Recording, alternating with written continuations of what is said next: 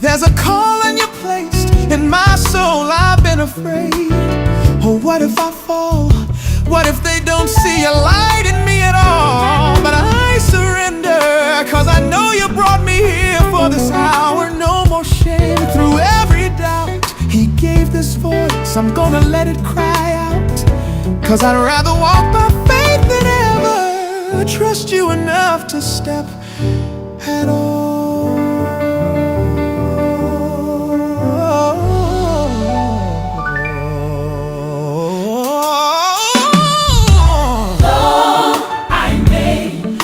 Shadows of the valleys and the lows, I still trust in you. I still trust in you to guide me through unknowns.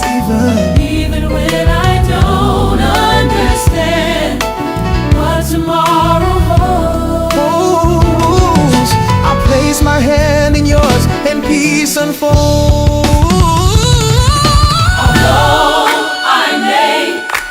Shadows of the valleys and the lows, I still trust in you. I still trust in you to guide me through unknowns. Even when I don't understand what tomorrow holds, I place my hand in yours and peace unfolds.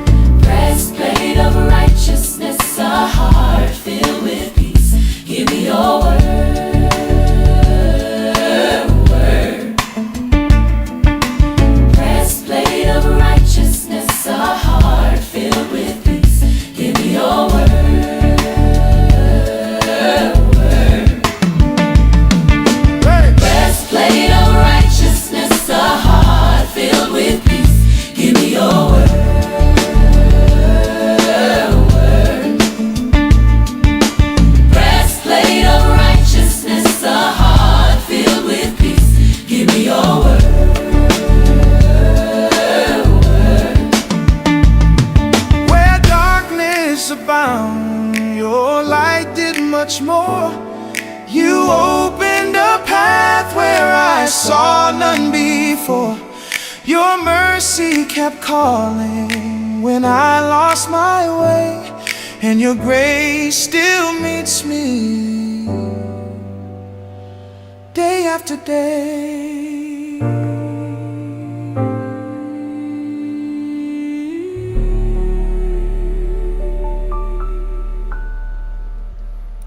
Alright, that is a version of the song I would bring. That is not the song. That's a version of it. I am releasing an album. And that song will be on there in a different version. Good morning. My name is Jamel Saladin. This is Society. Past, present, future. Roby is in the house. Hit the like button.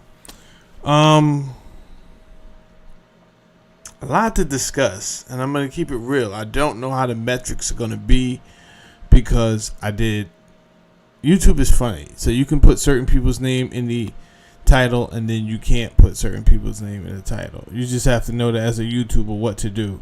I took a chance. You understand? If it doesn't like it, it won't. I'm talking about it won't share the video. I don't even want to see the other guy's name, But the other guy that was involved with what's this guy's name? The pervert with the island, Epstein.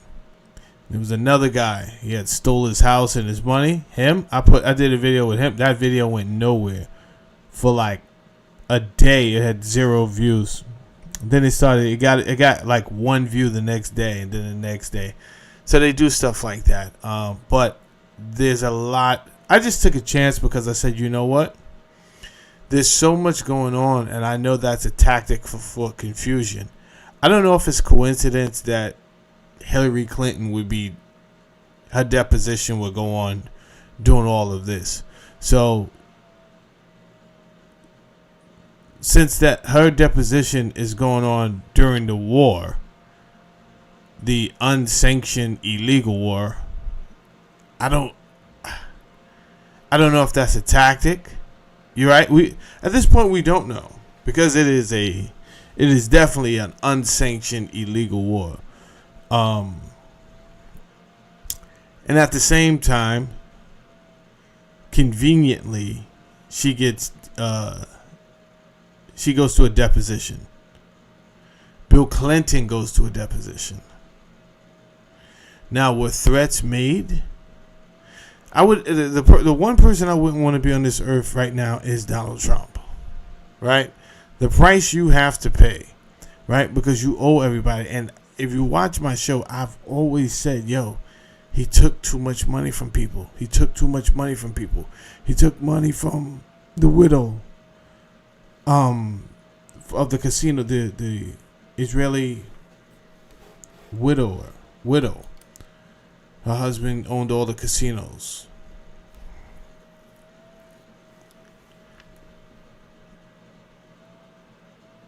He took money from the Saudis. Then you have Mark Epstein talking about some photo floating around that Putin possibly might have, but if Putin has the photo, then who else has the photo? It is allegedly a photo of Trump giving Bill Clinton a BJ. Now, this can be all nonsense talk, but that's what they said about Pizzagate. They said Pizzagate was nonsense talk. Then we find out, no, from the actual authorities, no, that is a word that was actually used to mean something in that world of pedophilia. So it wasn't just nothing.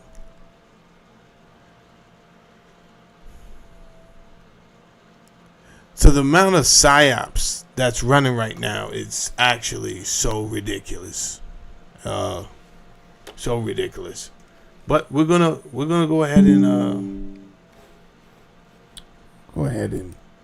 do what we do. I want to first listen to Pete Hegseth. Here's my thing. I don't understand how Pete Hegseth gets up there with a straight face. Nobody answered me yesterday. Let me finish that thought. He gets up there with a straight face and he addresses the nation on us going to war that was not sanctioned by Congress. Now, I didn't ask ChatGPT or any AI. I asked the chat, and I don't remember being answered. Though also somebody could have answered me, because I don't really look at the chat when I'm in a groove. It just sets me back. Somebody's gonna say something stupid. I'm gonna go off on a tangent in the left, and it just sets me back. He said Pete had the cocaine face. Yeah. You can't keep a straight face like that. It definitely the cocaine face. We're gonna take a look at that. I'm gonna take a look at that, but I want to see. Does the gold fringes around the American flag, let's just put meaning, see what it tells me. Gold fringes around the American flag meaning.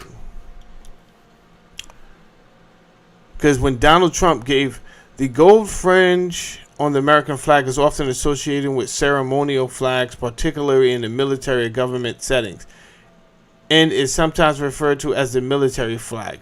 While it is not an official part of the flag's design, it symbolizes honor and respect. Okay, that's one. All right, I don't know if this is all conspiracy theory talk.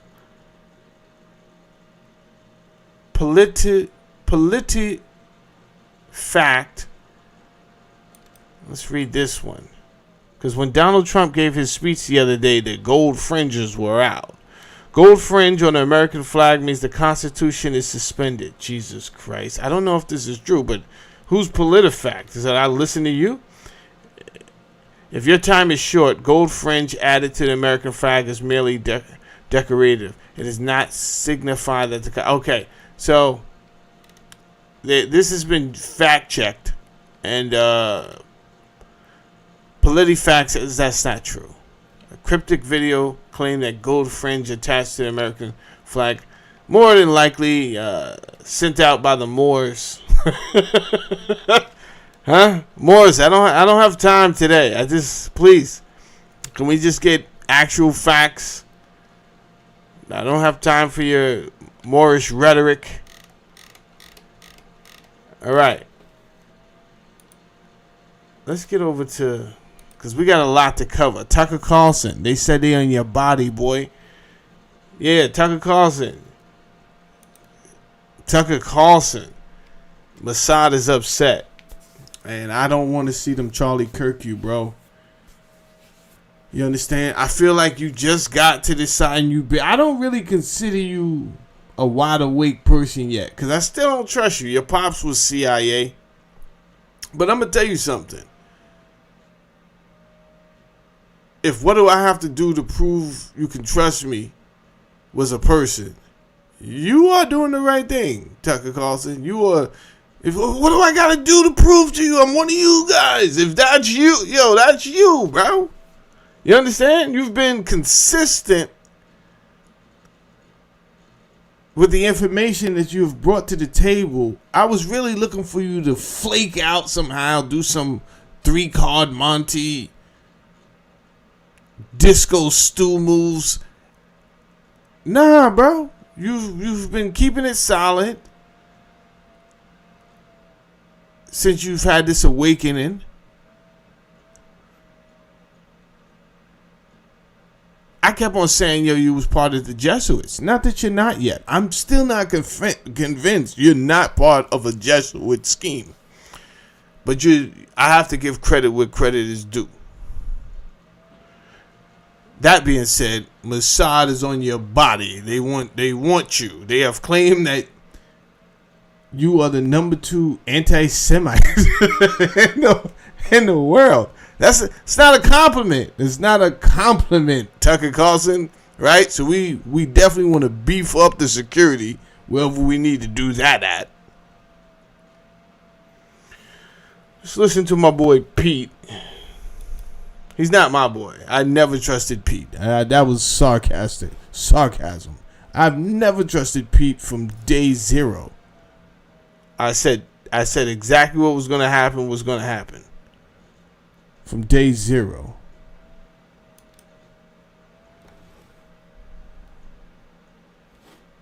Hold on one second. We didn't start this war. More the reason not to be in it. But under President Trump, we are finishing it. That's crazy. What does that mean? We didn't start this war, but under President Trump, we are finishing it. He's out of order. Your president's out of order. And if we could just get somebody who still cares about the country that works in the government. If we could just get anybody that still works in the government to care about this country, it would be refreshing. It would be so refreshing. Hit the like button on your way in, please. It would be so refreshing.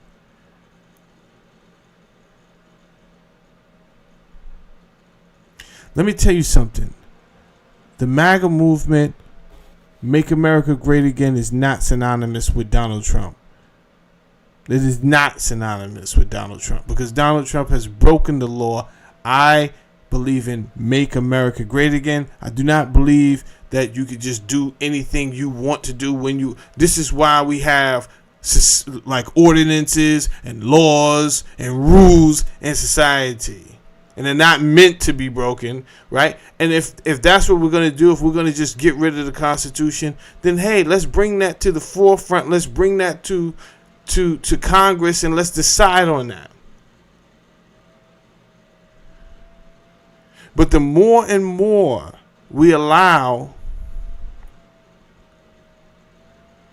people to ignore the proper process for doing things, it no longer means anything. Does everyone understand that? It doesn't mean anything. So I don't care how many bots they put in here this morning.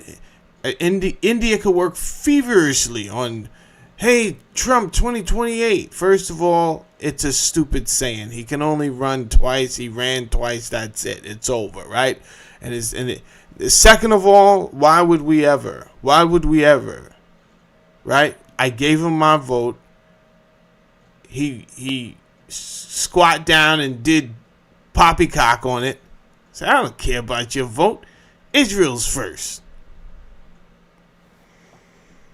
I said, whoa. I thought, never mind what you thought. Israel's first. You got a problem with that? Ugh. That's a hard pill to swallow. I'll give you something to swallow. Don't be We didn't easy. start this war, but under President Trump, we are finishing it. Their war on Americans has become our retribution. First of all, what is that lapel? What is that button on his lapel? Can anybody in the comment section answer me this? That's not an American flag. If we're looking, if you can look, his American flag is in his pocket. What is this? Y'all? What is this?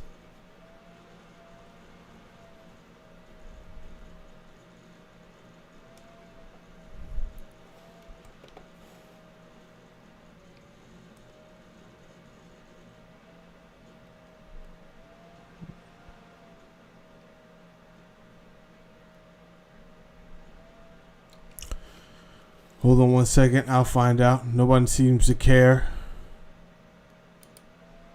No one seems to care. So, give me a second. Pete Hegseth has some funny button. I'll find out. Don't worry. Don't worry. What button was Pete Hegseth wearing during his speech?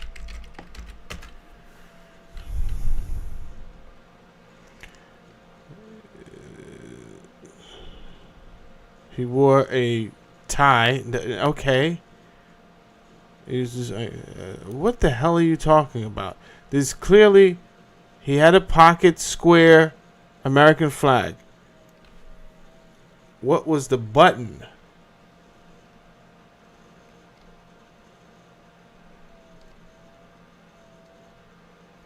It's gonna come out. It's all good. Continue on, Pete. Sorry. Against their Ayatollah and his death cult. It took the 47th president, a fighter who always puts America first. A fighter. He's never been in war. What are you talking about? What are you talking about? A fighter. He's never been in any. He hasn't signed up. He hasn't signed Barron Trump up. What are you, Pete? You're just saying words. To finally draw the line after 47 years of Iranian belligerence. He reminded the world, as he has time and time again, being an American means something unbreakable. If you kill him, I'm telling you right now, this pen means something. Mark my words. this pin means something.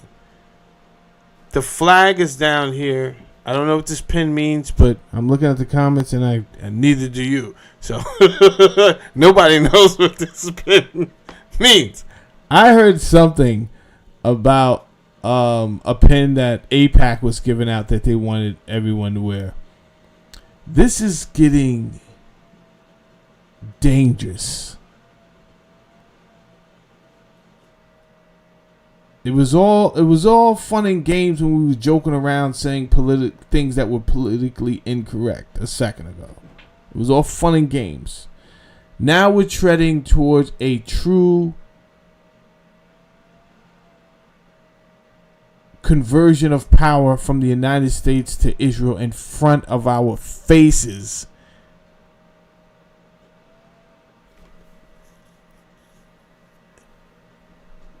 And I can't believe so many people don't see it.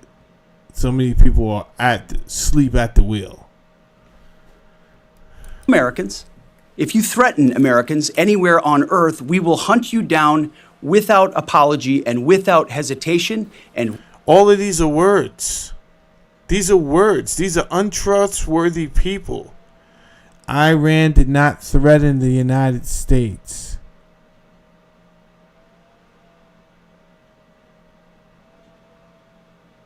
The United States has threatened the United States, but Iran did not threaten us. And the last thing I seen was the foreign minister explaining this to CBS, like, "Hey, this is a day before they got bombed. We'll do whatever you guys want. We'll give you whatever you want. We're down to talk, whatever you want."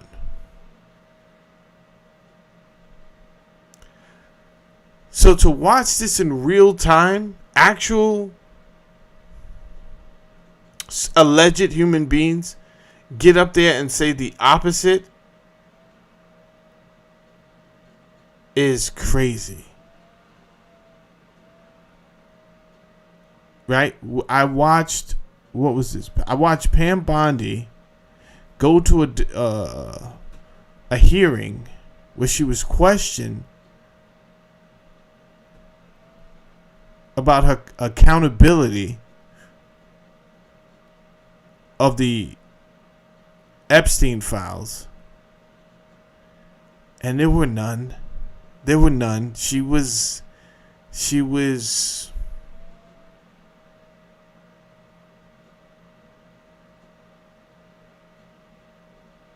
confrontational, right? Like she was in an argument with her significant other, right? She was just trying to do anything other than say that I'm wrong. Typical female stuff when they're in an argument with their significant other, right? If that didn't work, if she got really jammed in the corner, you know what she would have did, because what they always do at that point when they can't deny it is just break down into tears and start crying. Luckily, it didn't get there.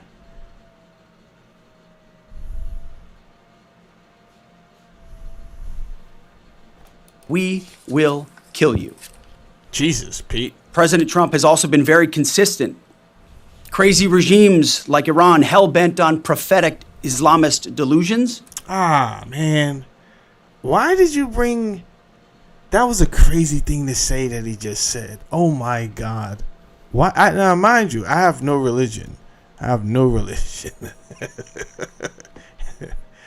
you're like, but you opened up the show with gospel music. Don't pay that any mind. I'll play 2 more gospel songs before the show ends, I assure you.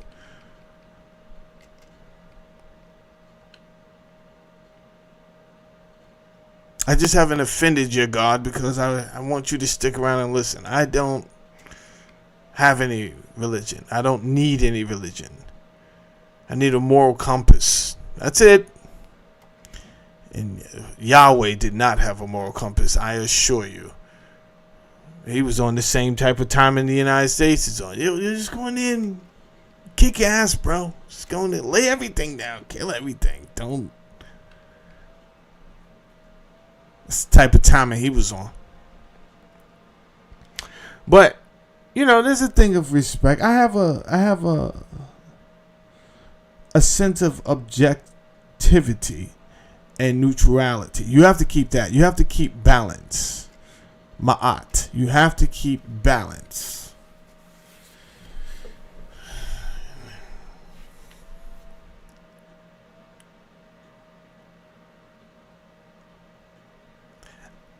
I know there's people that want me to talk more about the conspiracies.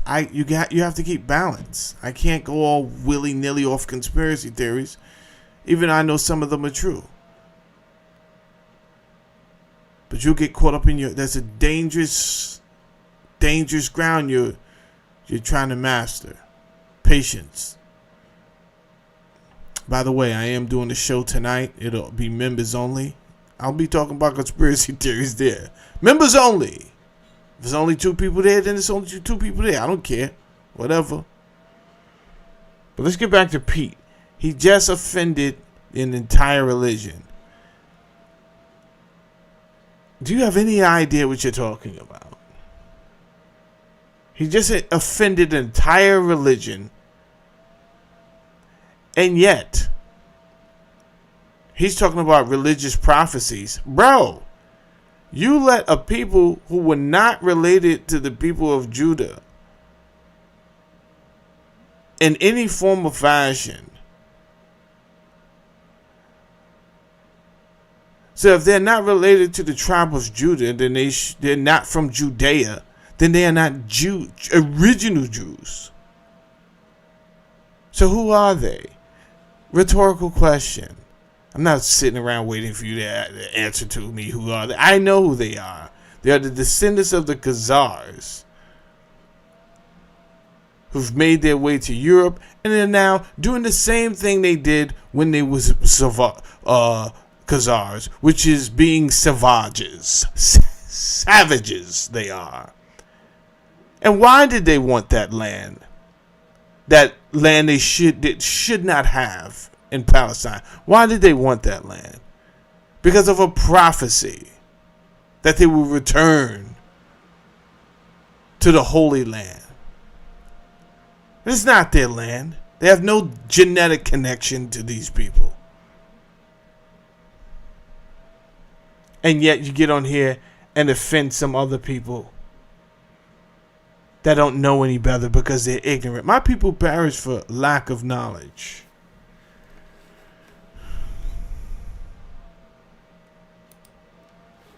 Kill you. President Trump has also been very consistent. Crazy regimes like Iran, hell-bent on prophetic Islamist delusions, cannot have nuclear weapons. Wow. It's and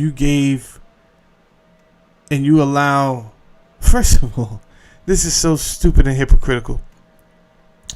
Israel shot up an American ship, the USS Liberty. Young boys died. You know what Israel did? They said, "My bad. I didn't know it was you. I didn't know it was you. My bad. From right then and there, we should have known. Israel is the size of Jersey. 1. 2. Israel could not have even sustained without the financial support of the United States, mainly. So why we were acting like we were scared of them is beyond me. My mind is blown. I don't know. I have no idea. Let's keep going. Common sense. Many have said it, but it takes guts to actually enforce it, and our president has guts. Iran's stubborn and self-evident nuclear pursuits, their targeting of global shipping lanes, and their swelling arsenal of ballistic missiles and killer drones are no longer tolerable risks. Iran. I'm like, he's pretty good. Then I realized, he was in media before, right? I said, oh, that's it. I said, damn, this guy's pretty good. It's a little bit more than talking. Like Obama knew how to talk. But this guy's, he's up there, he's acting. He's in full script mode. I forgot. He's done this before. He was in media. Go ahead and sell it, Pete. Sell it. Was building powerful missiles and drones to create a conventional shield for their nuclear blackmail ambitions. Let me say that again. A conventional shield for their nuclear blackmail ambitions. Our bases, our people, our allies, all in their crosshairs. Iran had a conventional gun. Nobody told you to put your bases there. You put your bases there as a strategic tactic. And what you really did was put American soldiers at risk for something that was not even worth it. Now you're running around and you're calling them mighty warriors who died for a great cause, a righteous cause. And these are lies. And quite frankly, I don't know how the American people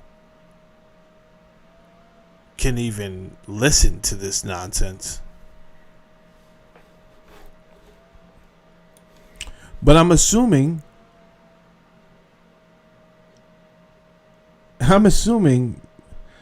more and more people are starting to wake up.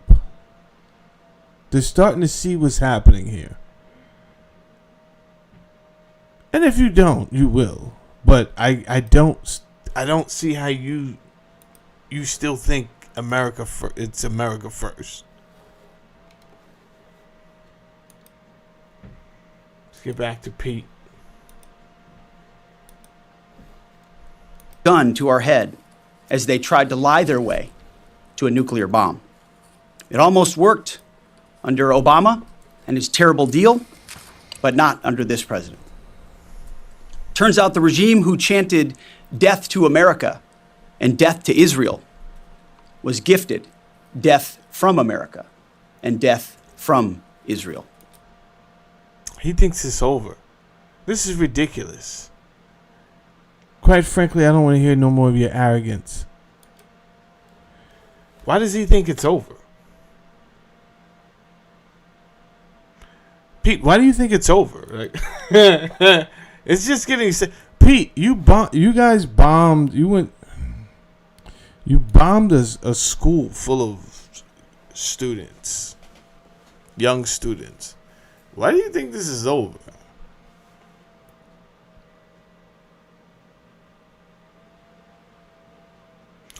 This is madness. And the fact that this is all illegal,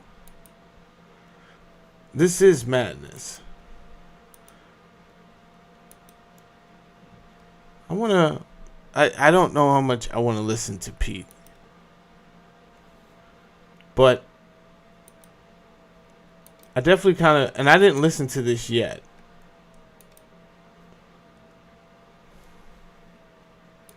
There's a few people I want to listen to. All right, so Tucker Carlson, I guess he had to get the news out last night because it was really, I don't want to say it was impulsive, but you can tell he released this news last night in a rush.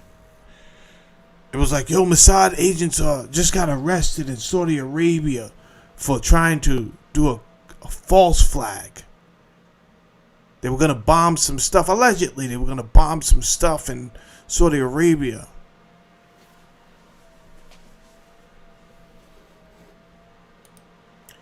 It was kind of quick. Here's the audio for that. Hold on. The fact that last night in Qatar and Saudi Arabia, authorities arrested Mossad agents planning on committing bombings in those countries. Why would the Israelis be committing bombings in two Gulf countries, which are also being attacked by Iran? Aren't they on the same side? No!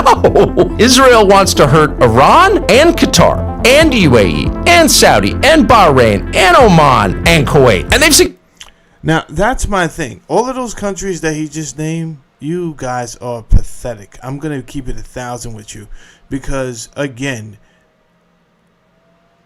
you deserve everything you get. Why am I saying that? Because you're an idiot. You're a coward. You are. If anything, You should be fighting with the people who are trying to eradicate you from the earth. Israel is trying to eradicate you. How do you let a small fucking city like Israel, I know it's supposed to be a state, it is the size of a New Jersey,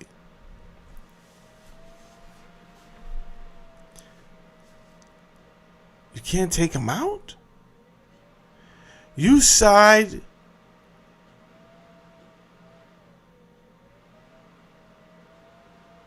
with the newest addition who don't care for any of you. Why? Because you think that it's going to save you? Bro, it's not going to save you. That's the thing. People do things out of fear thinking it's going to save them. And it's not. Me going back to the analogy of when a soldier gives you a shovel and tells you to dig at gunpoint. Yo, he's going to shoot you regardless. He's going to put that bullet in you regardless. Why would you do the work for him?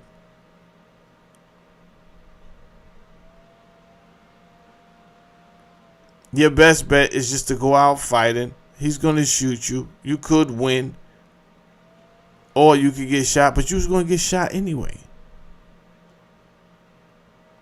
So why all these surrounding countries are helping Israel is just the most crazy thing to watch.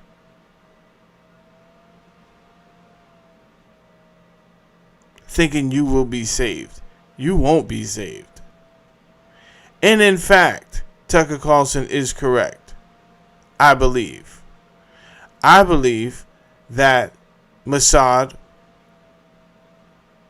was blowing these things up in these other countries that are supposed to be allies with Israel. So it could initiate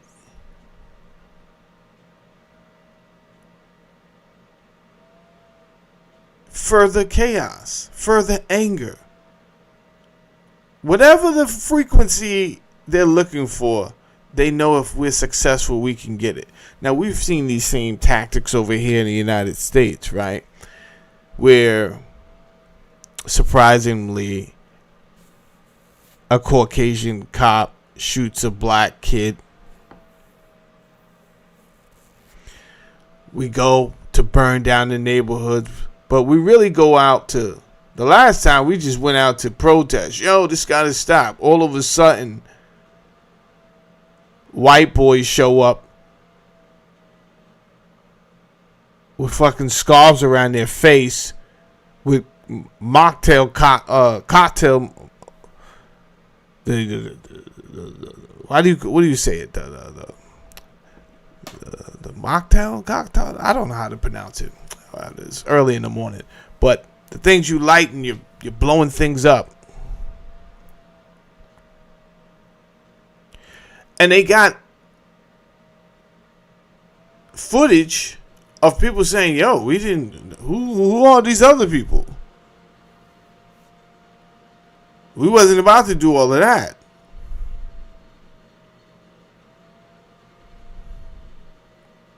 These are psyops, man. Right?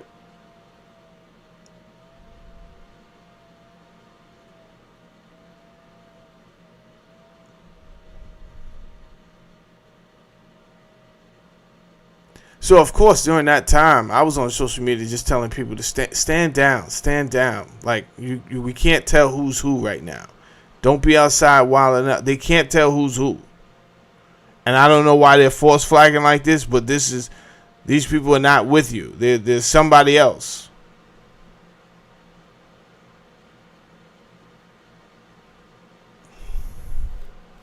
Succeeded. And the third thing you would have to do if you wanted true control over the region is get the US out of the Middle East. And this war is designed to do it because the Israelis know that there is no appetite whatsoever for casualties and that this would cause a political crisis in the United States and that it would most critically convince our Arab allies that the United States is a bad ally. A Saudi Aramco facility went up last night. The Iranians said they didn't do it. Why would they say they didn't do it? Well, possible Israel did it. Why wouldn't they? Because if you think about it, scaring our other allies in the region, letting them know that they can get attacked and the U.S. will not defend you. You put up with all this crap for decades because you got American troops on your soil and your population doesn't like it, but you do it anyway because you've been told if there was ever a problem, the U.S. will come rescue you. Well, guess what we just learned? The U.S. is not coming to rescue you.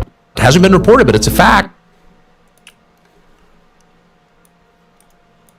Saudi Arabia's state oil company, Aramco, shut down its oil refinery in Ras Tanura after drone strikes were carried out, allegedly, targeted by Iran.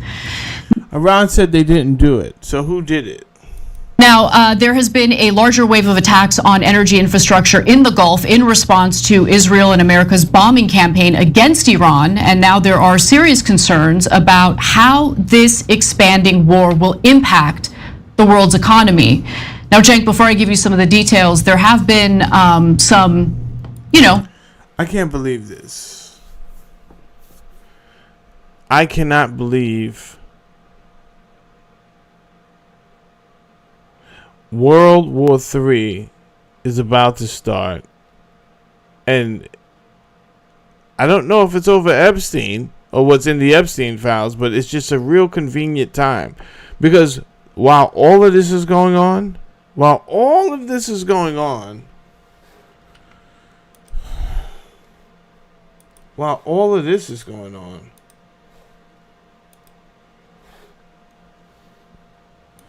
we got this one and her husband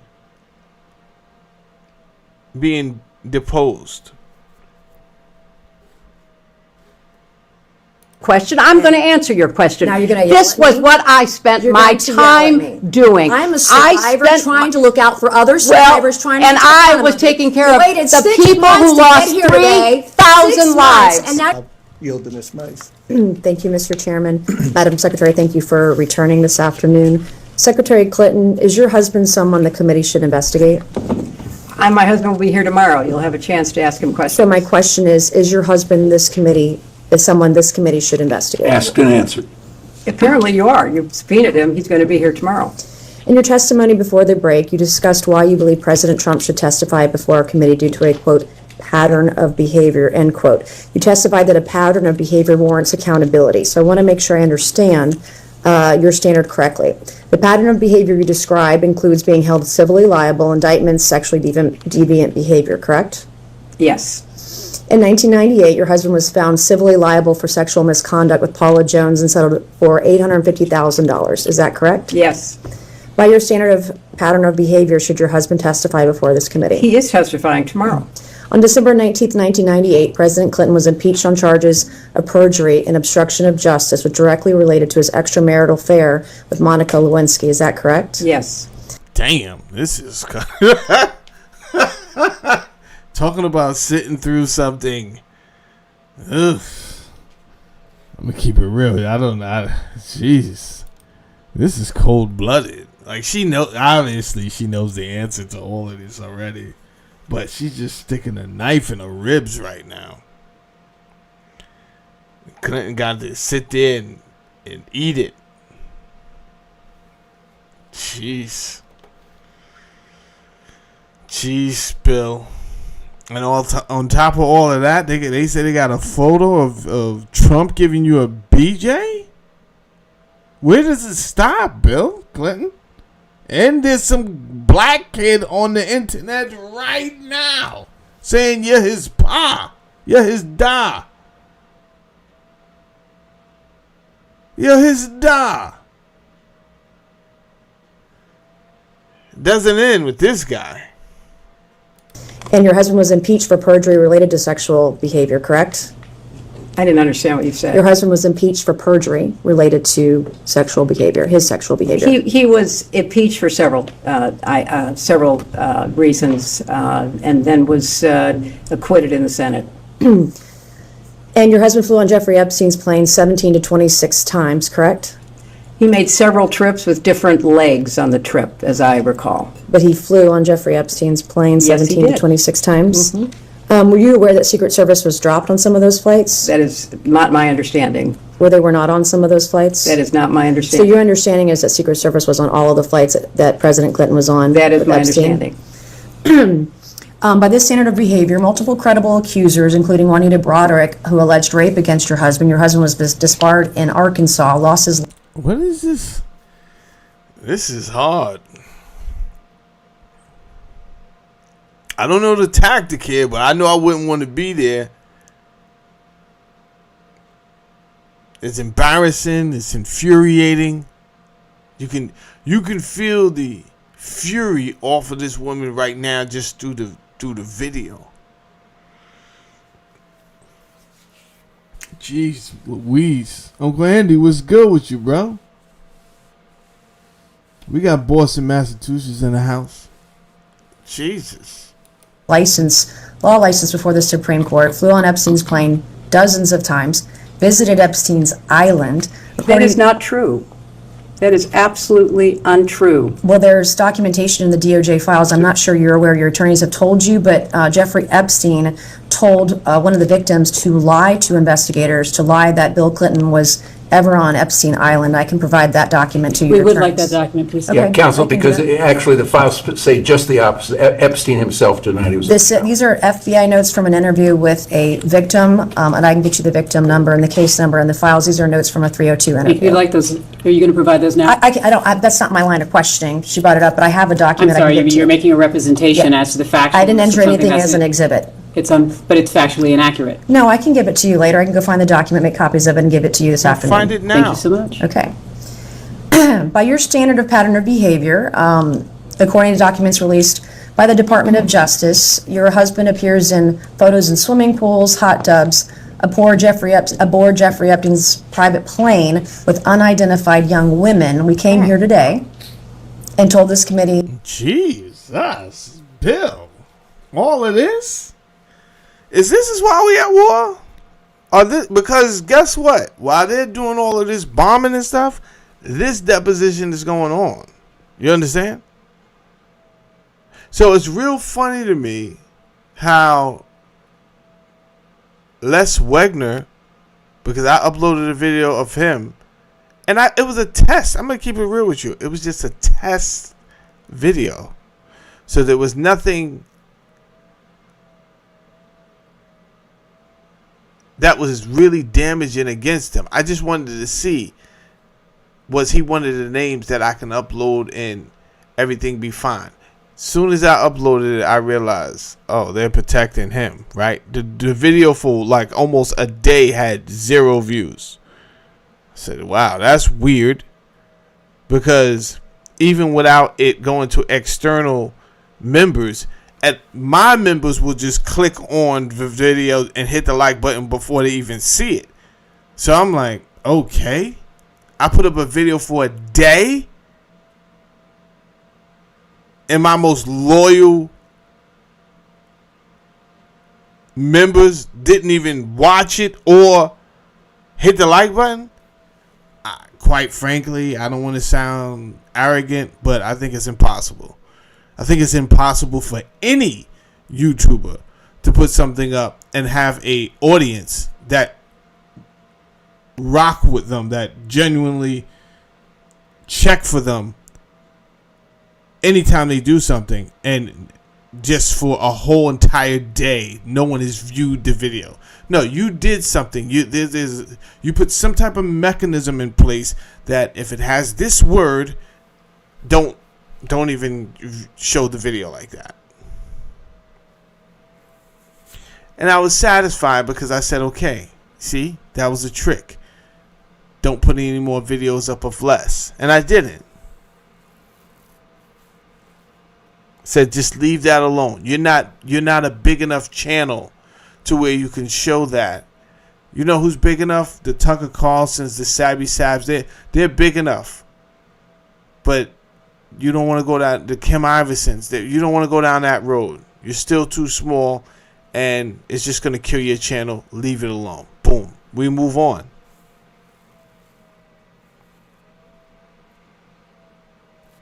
Now, the days that Hillary Clinton and Bill Clinton are being deposed, it's being overshadowed by the illegal Iranian war that we should not even be involved in with Israel.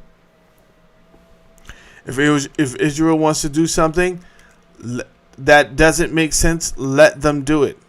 Why put young American children, because they're still children to me. You know, you can sign up for the army at 18, but you cannot take a drink to 21. You make it make sense. I won't sit there and wait for you to make it make sense to me. I won't do that. Why can't these kids drink at 18? Oh, we don't find them responsible enough yet, but you find them responsible enough to put on a uniform and die for matters where you're not transparent and you don't feel they need to know the full disclosed story behind why you're sending them behind enemy lines?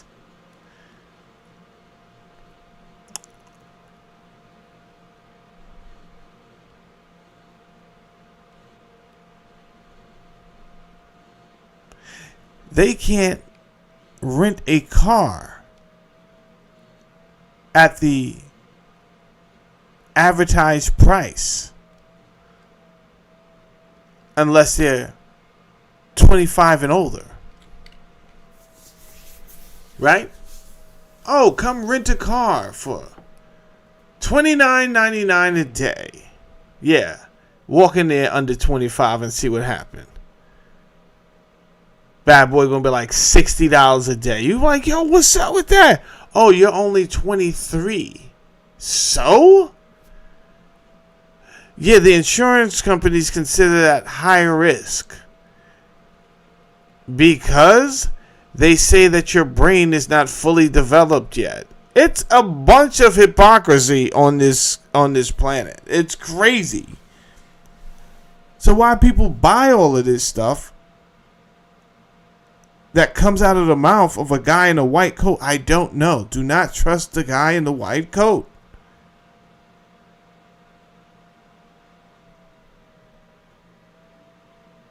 Nothing makes sense.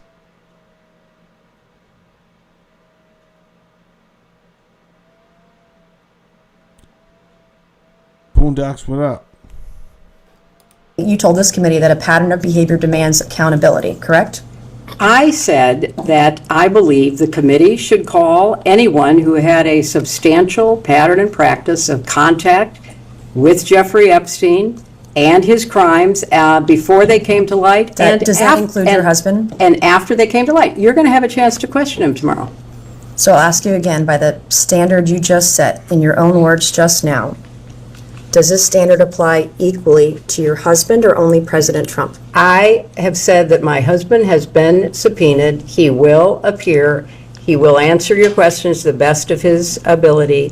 But there is no evidence whatsoever of any connection with Jeffrey Epstein's crimes. And I think that that will be obviously apparent in the questioning.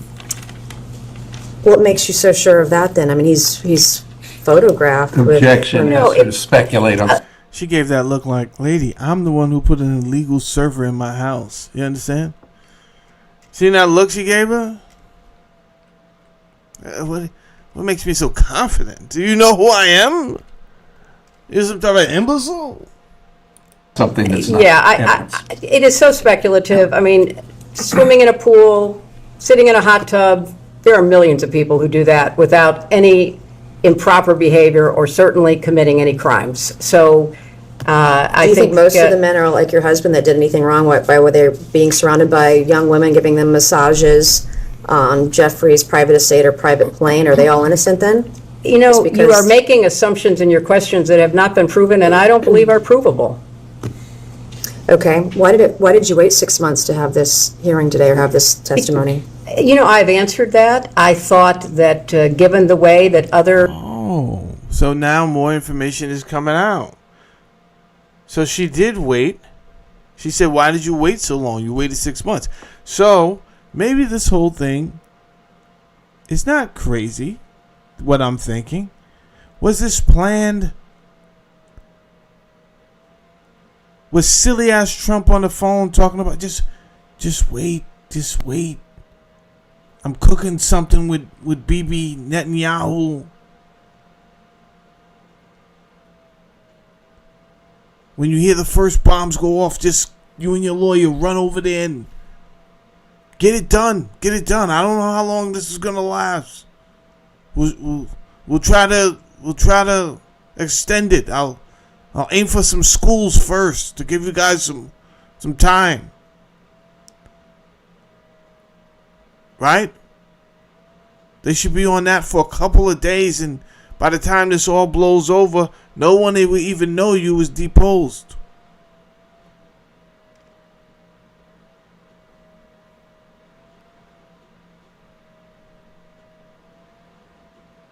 Crazy. Witnesses who were subpoenaed at the same time were being treated, that there was an unfair treatment of both my husband and myself. And I thought that, especially from my perspective, I had very little, if any, information to provide you, and that I could have done it in a sworn statement, and you could have moved on to depose somebody else who might have more information that would be beneficial to your... Wait, is your hair black and you dyed it blonde? What is going on? This is crazy. This is crazy.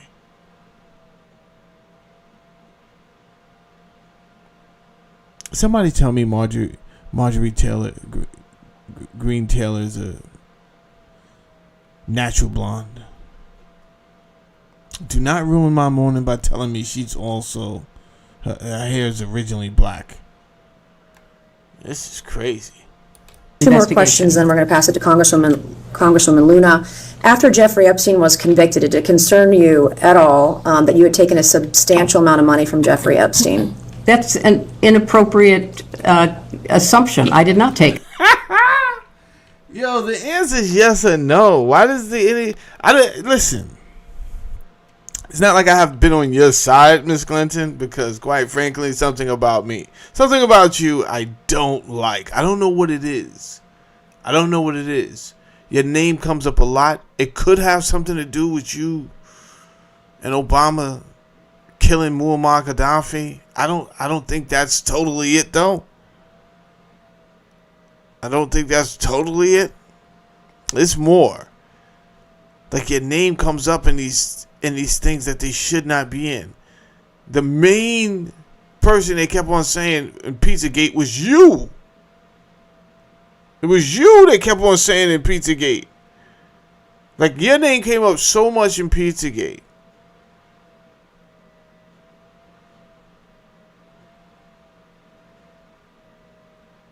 Obviously, Ellen DeGeneres. That's another one. I don't like that person for some reason. And when I say I don't like that, my spirit doesn't like you guys. It's not even like, it's a mixture between my spirit and my mind, my conscious mind. But something is off with you two. I'm talking about evil like you've never seen with you two. This is an evil lady. Never mind the artificial blonde hair.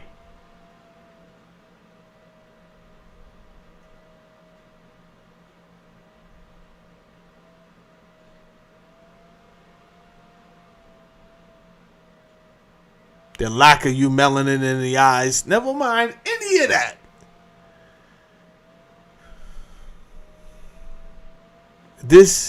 Never mind that badass suit.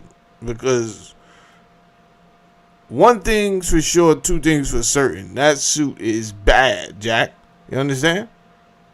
Her and Nancy Pelosi don't know how to dress any other way. It's just, that's how they give it up. If it's one thing they know, there's a bunch of things they probably don't know how to do. Like be a decent human being, obey the laws, Nancy Pelosi, you and your fucking stock market schemes and backdoor trading. But if it's one thing y'all know how to do, god damn it, it's dress. Yeah, I know how to dress. I'm gonna give it up. I'm gonna give it up.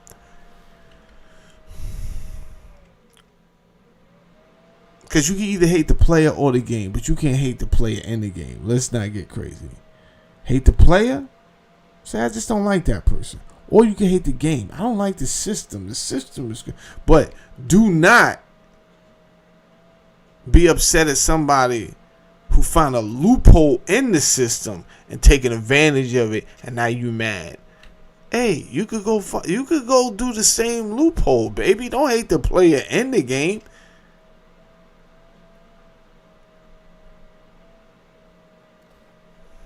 A substantial amount of money from Jeffrey Epstein. So far as I know, Jeffrey Epstein contributed to the joint committee that was supporting my Senate race. Which was how much? I believe I was told $20,000. And you don't consider $20,000 substantial? I do not consider it relevant to me. $20,000? You know how you do know her husband was selling coke in the 80s, right? What? $20,000? Her husband was bringing in planes of cocaine through the Arkansas Mina Strip in the 80s. Did you just ask this lady about $20,000? That suit she has on maybe $9,000. What are you talking about? $20,000. Because I have no recollection that I ever knew that he gave any money to So the you joint didn't talk to committee. your donors that gave $20,000 to your campaign? My understanding of the rules back then is that there was no coordination between the committee and the campaign. So, no, I have no recollection. But that doesn't of mean doing you that. can't speak to your donors. That doesn't prohibit, the law does not prohibit you speaking to But donors. I didn't know he was a donor. As far as I knew, he was not a donor until I learned this in Did it preparation concern you at for all the that Ghislaine testimony. Maxwell was heavily involved with people you knew and were close to? I knew people that I knew her. Yes, that's true. And you just shrugged, you didn't want to look into it or have any Nobody, question about it? until her crimes were revealed. Which part didn't you know, David?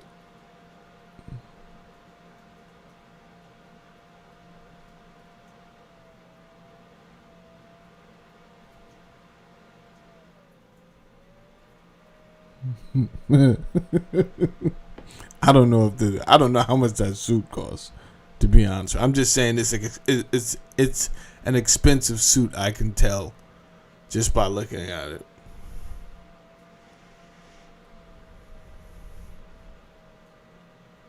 I'm looking at the fabric. I'm looking at the design. About the pizza? Yeah. The pizza? Ooh. Yeah, man. Yeah. She was all wrapped up. And then the fact that the United States Justice Department has corroborated that the term Pizzagate actually is verifiable, associated with the PDF community. QAnon was not all crazy. I think QAnon needed more balance. That was my only gripe with QAnon. I felt like they were going too fast and they were gonna fly too close to the sun and their wax wings were gonna melt. And they did. It was rampant because you know why? At that point, it's so easy to infiltrate because you have all these, at this point, conspiracy theories, things that cannot be proven. It's not that they're wrong, but you guys have to be careful because you're saying things that cannot be validated. So my thing was, slow down, take your time on some of these. Nah, it was like every other day something new coming out. Okay. That gave the enemy a chance to join you with wild and crazy accusations that cannot be, or even more ridiculous assertions and assumptions and announcements and all the A's.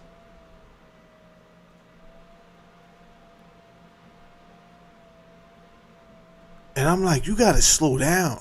And at that time, they had my girl Marjorie she was knees deep in all of this QAnon stuff. And they attacked her. I thought I was gonna have to go grab my Roscoe and come out there and help her. But she apologized. She was like, she turned it way down. And I was disappointed. I'm like, nah, don't let them, you're not crazy. But there has to be a level of balance when you're saying things that can't be proven. You gotta chill. I'm not telling you not to believe these things, but you guys need an investigative research team. And right now, you just got a hair salon and barbershop team. These are people that just talk in a hair salon and barbershop. That's not good. That's not going to get it. You do understand they got all type of think tanks working on their behalf, right? That's not going to cut it. Then she was indicted and tried and convicted. I don't think people knew very much about at all. And then how do you know Howard Lutnick? I know Howard Lutnick because when I was senator on 9/11, the firm he headed, Cantor Fitzgerald, suffered the greatest loss of life. As I recall, something like 650 of his employees were murdered by terrorists that day. Howard Lutnick missed being a victim because he was delayed dropping his child off to kindergarten. You asked the... Oh, it's about to go off. It's about to get crazy. Right? By the way, she's referring to 9/11. Howard Lutnick did not go to the office that day because he claims that he dropped his baby girl off to school that day.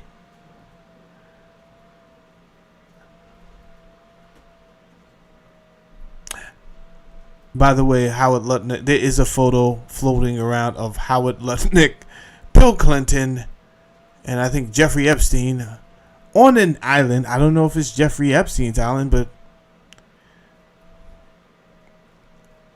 if you told me to take a guess, a bet, you want to wager on this, Saladin? I don't. But what are you talking?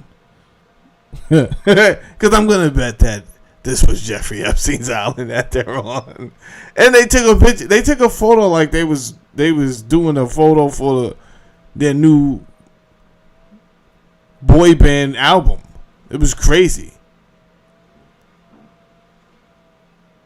They was all staggered on the rocks. They had on white shorts. It was crazy. Like, what are y'all doing? Y'all not in a band? Stupid.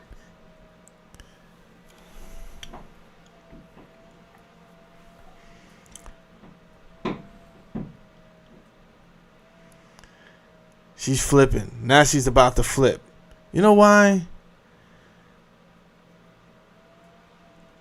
How many years is it now? 30 years? Something like that? I don't know how many years. I'm not going to do the math. But it's been a long time since 9/11. I was supposed to be in that building that day delivering water.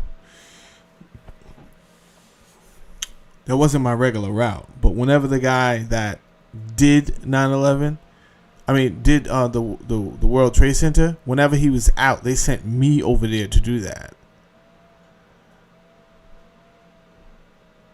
Look why I got fired from that job.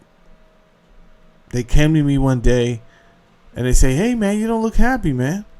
And I said, "I'm not." It was like, "What's the problem?" I'm like, whatever I said, right? He was like, "Hey man, if you're not happy, you can go. You don't have to work here." It's like, okay. And that's how I got fired that day. I thought it was weird because I'm like, who the fuck gets fired because they're not happy at their job? I thought it was the weirdest thing in the world. But he said it to me at a time where I'm like, fool, are you making my job easy for me? Because I definitely have 6 months in. At the time, this was in New York. You understand? Every New Yorker, every New Yorker knows how long they have to work before they could collect unemployment. It ain't like these funny ass states that they gotta calculate and see how long you work throughout the year. No. It was very black and white in New York, and everybody knew that. So you about to do me out? You think I'm about to protest for you? You know, the moment I walk out of here, I'm filing for unemployment, right? Give a shit if you over nothing. He fired me at the job. It was the most wild and craziest thing. Ran down on me and was like, yo, you don't seem happy. I'm like, I'm not happy. I gotta wake up early, and that's what I went on about, right? I'm like, I gotta wake up early to get here. The L train don't be there, this, that, and the thing. He was like, yo, if you're not happy, you could just go. Okay. He walked me to the office, and then he fired me. This was days before 9/11, because I wake up, I'm sitting. Actually, the TV never went off. And I do believe this is Channel 11. Shout out to Ernie Anastas. I do believe this is Channel 11.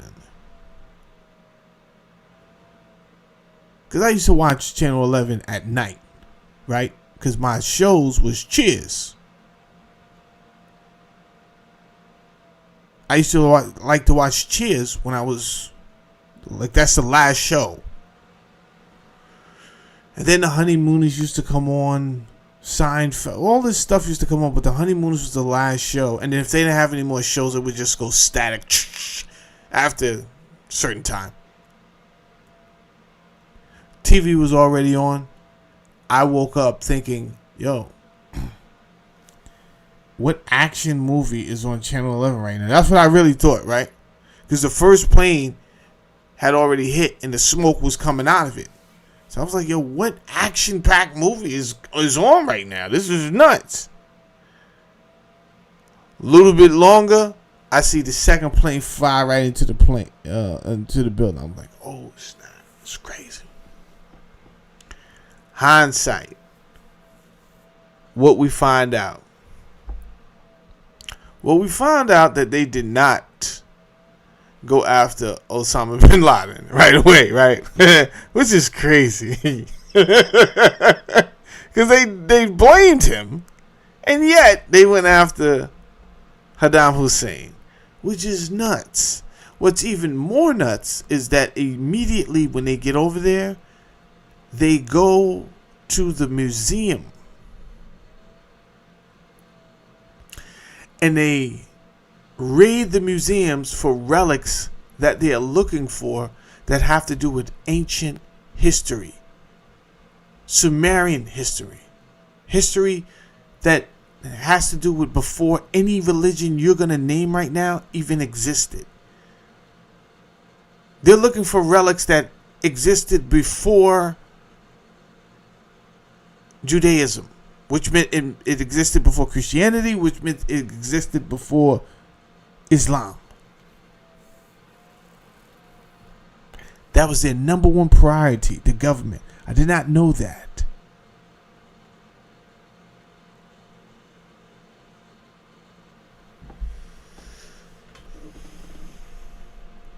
So you had the good old boys in charge, the Bush family.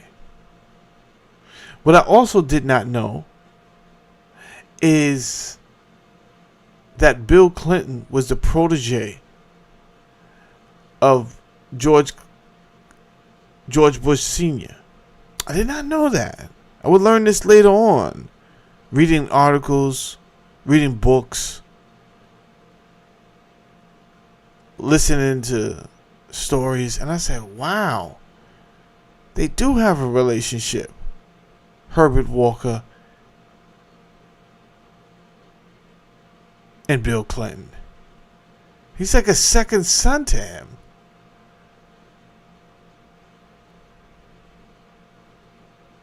Then I remember the Iran-Contra scandal.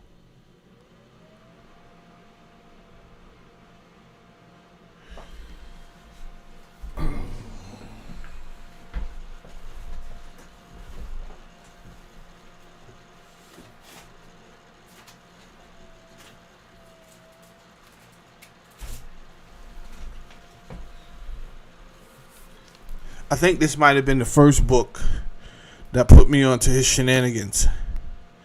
That's a picture of the great American hero Bill Cooper.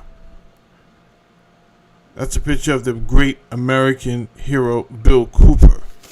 And I think he might have been the first one to put me on to Bill Clinton shenanigans using the Mina Arkin strip.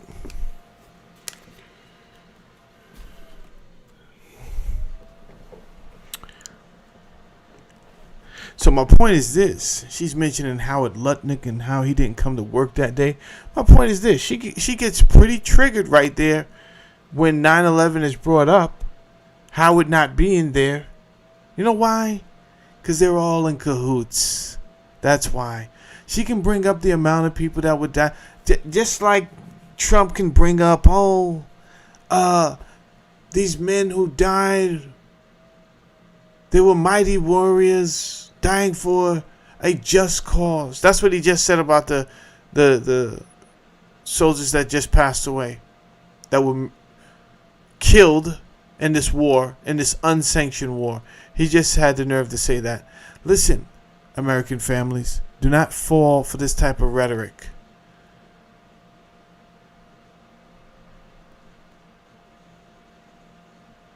There is nothing patriotic about being naive. Don't let someone sweet talk you into being an idiot. That's ridiculous. And don't look for my help if you are letting them do that.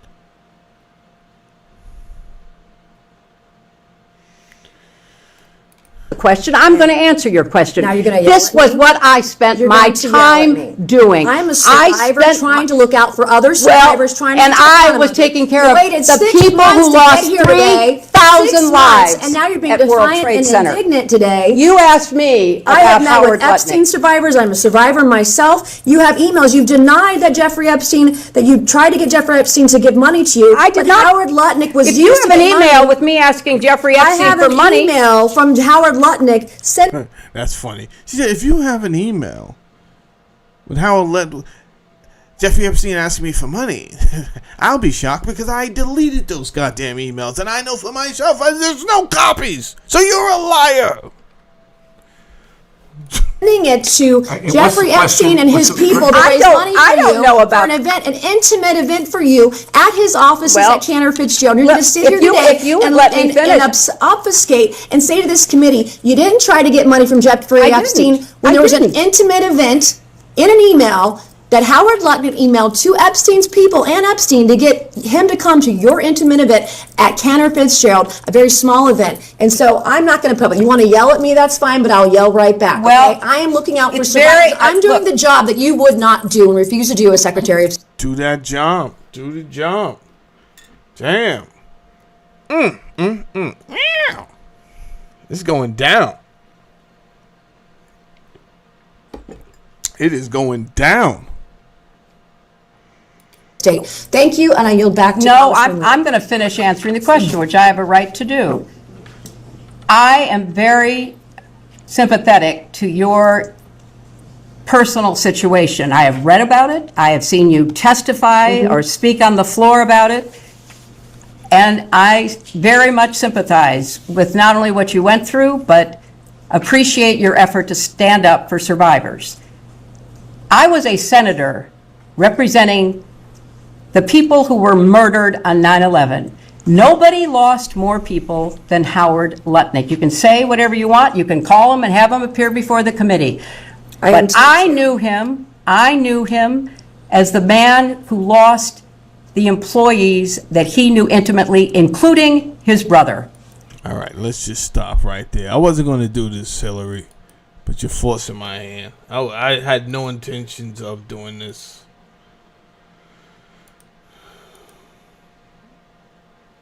But things are getting crazy. Things are getting crazy. Everybody slow down. Everybody slow down.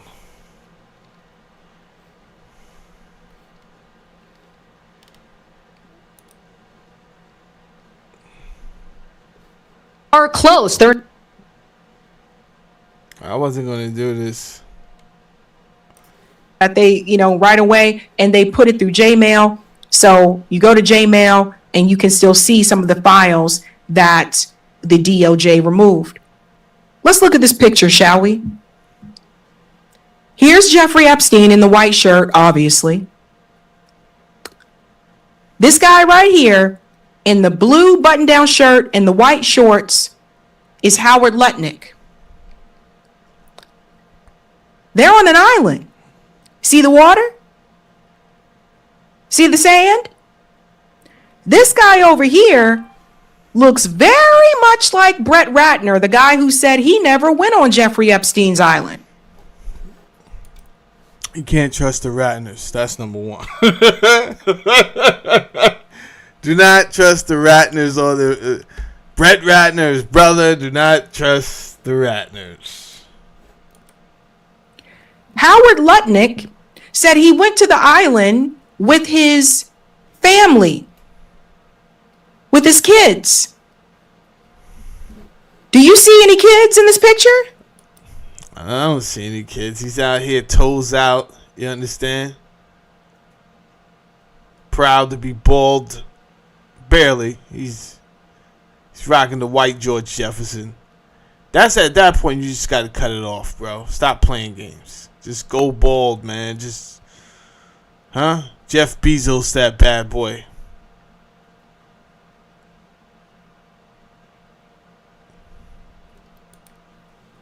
Do you see the wife? Right, it's all good. Where are his wife and kids? Where they at? All I see are dudes.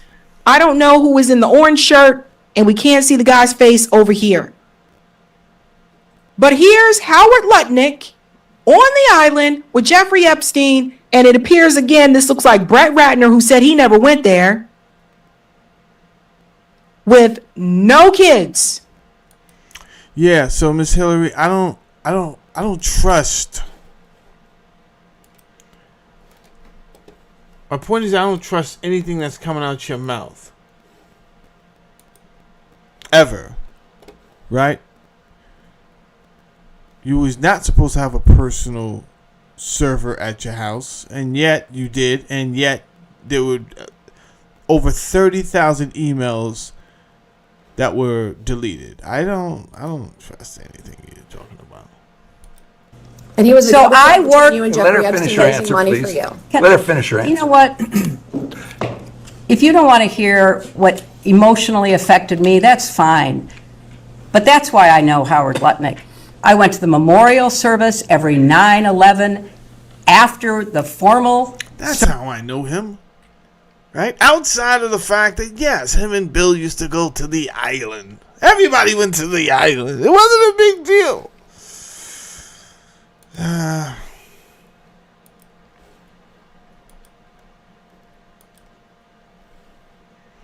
want to watch. Shout out to Max Blumenthal. He spoke on Jimmy Dore last night, and he had some pretty interesting things to say. I would like to.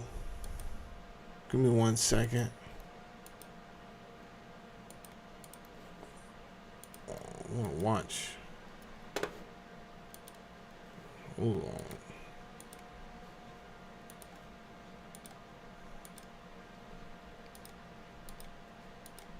There we go.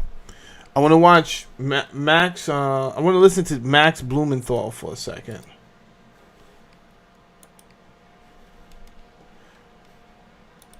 So I've gotten conflicting stories. I've seen Republican congressmen go on TV and say we don't want regime change in Iran.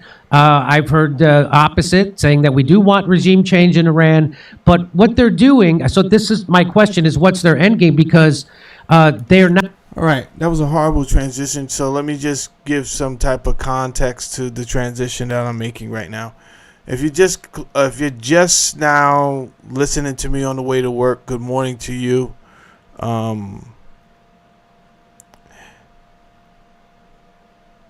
Hit the like button, subscribe to the channel if you can. If you're driving, obviously I don't want you to touch anything. Just drive and listen.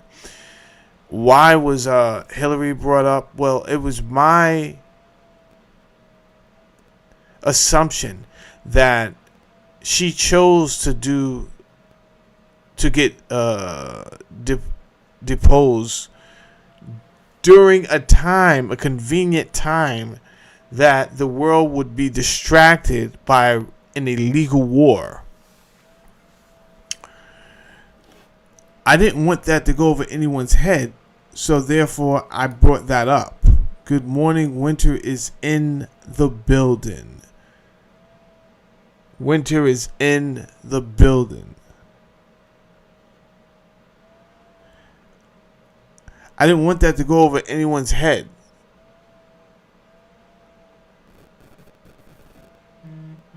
Now, at first I did think it might have been a coincidence. But the lady that was questioning Mrs. Clinton, she brought it up. Why didn't you do this 6 months ago? Like, why have you chosen to wait 6 months to do this now? Ah, so you did wait. Was it an option? I don't know how these things work. Were you guys able to say what date you were going to do this? Because conveniently, it is at such a distracting time. Such a distracting time.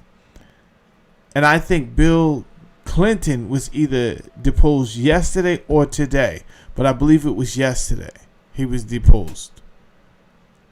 This is like a day after they just shot that. 2 days after Israel bombed a school full of kids, right? So there's so much going on that almost no one's paying attention to you guys in your deposition.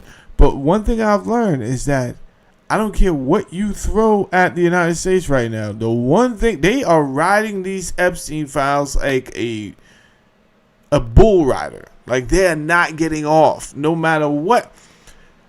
Trump offered to show the alien files. No one cares anymore, bro. No one cares. Listen, Trump, thank you. But if the people want to know about aliens, they'll come to my show. We're good. We're good. We just need, never mind aliens, never mind extraterrestrials. Nobody's interested anymore. And I see the bang 'em up job you did with JFK files, right? That was horrible and horrendous. You didn't expose anything.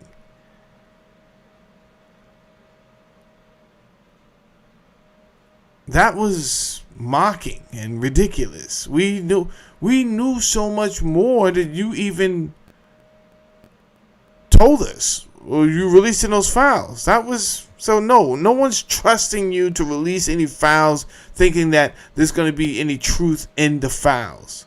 We found out you started deleting files in the Epstein files with your name on it that you was attached to. Oh, everyone's finding all of this out now, and it looks really horrible and bad. We don't know what you deleted. And why are you deleting anything? If you're truly innocent, just let the dice fall where they may.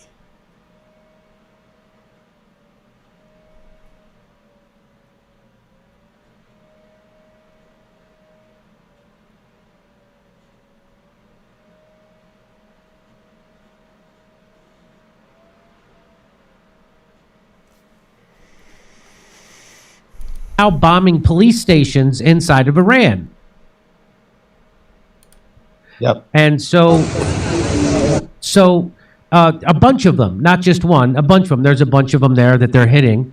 And so, I mean, this is war, right?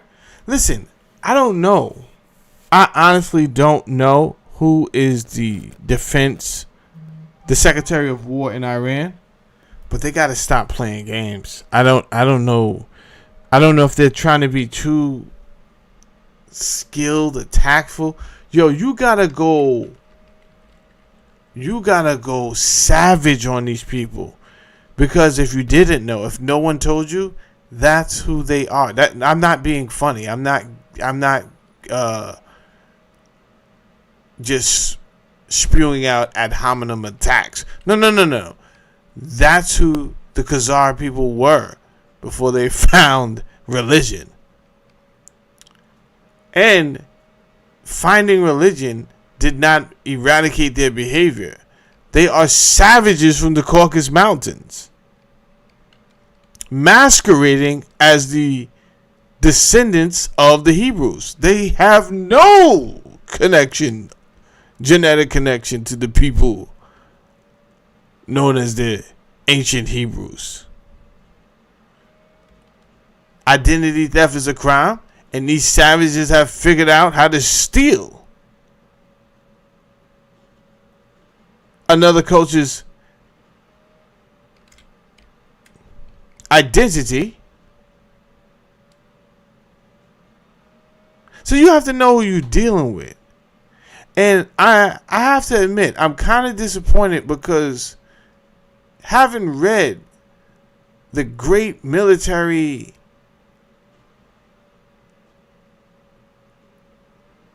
successes of Persia and the leaders, the military campaigns, this is a sad day for Persia, for Iran. Sad day.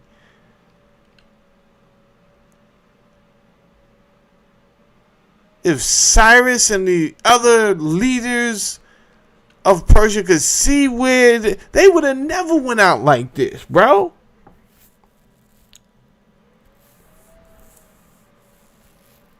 You think Xerxes would have went out like this?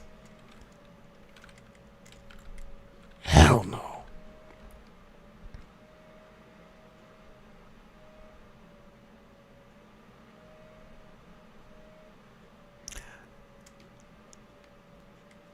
I think you're right not to accept any type of talks or treaties anymore, because at this point it should be death or nothing. You understand? And like I said to you before, everyone around you is an enemy, right? Kuwait, Jordan, if they're helping Israel, they're not your friends. They're not your friends.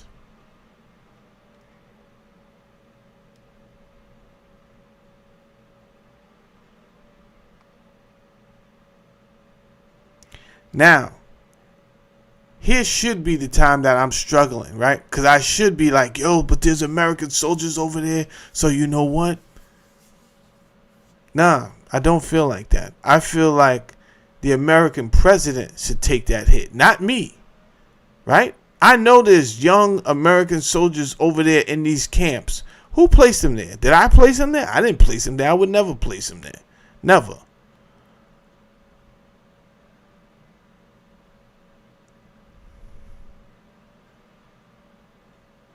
Donald Trump placed him there for whatever reason.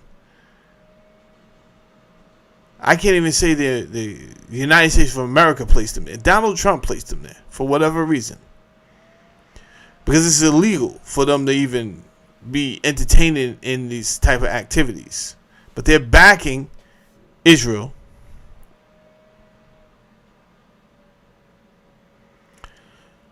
So he can't tell you he loves you when he shows up, and he went all around the nation and he met with you guys. He was kissing babies. You thought blonde hair, Caucasian, blue eyes. He was talking the talk. White is right. You have to see now that white is not right necessarily. Right is right. Not white is right. So if you're still that primitive that you would just go with a guy but based off of his phenotype characteristics, then you're a fucking imbecile. Yeah, you. That's what you thought? You still are you still on some genetically we are superior bullshit?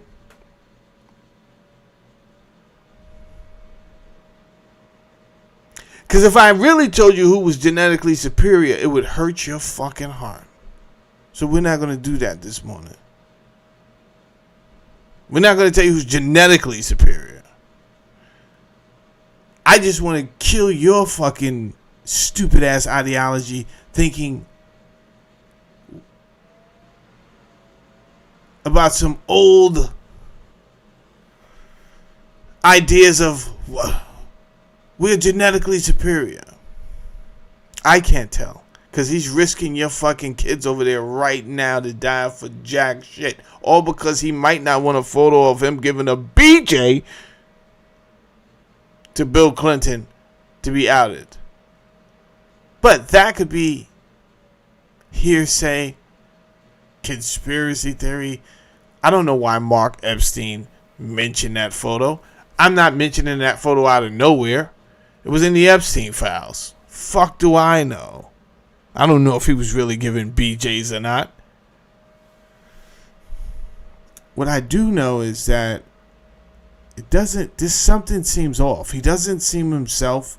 What I do know is he did the exact opposite of everything he said he was going to do.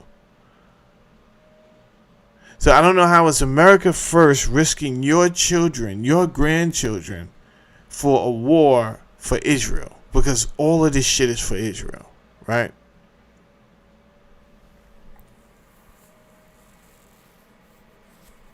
We're not first. This is sad. This is sad. Israel is now actively bombing every police station in Tehran. The aim has always been to create total chaos and the fragmentation of Iran into a regional warring factions like they did in Syria, Libya, and Iraq. And so is that what you think they're going to do? That they're going to try to turn like we did to Libya, Obama did to Libya, turned it into a failed state. Same thing we did to Syria. We balkanized it. We split it up. Do you think the goal is to not to actually install another dictator like we did before in Iran, but the goal is to actually make it ungovernable and destabilize it so we can try to split it up? What do you think the end game is? Yeah, that's it.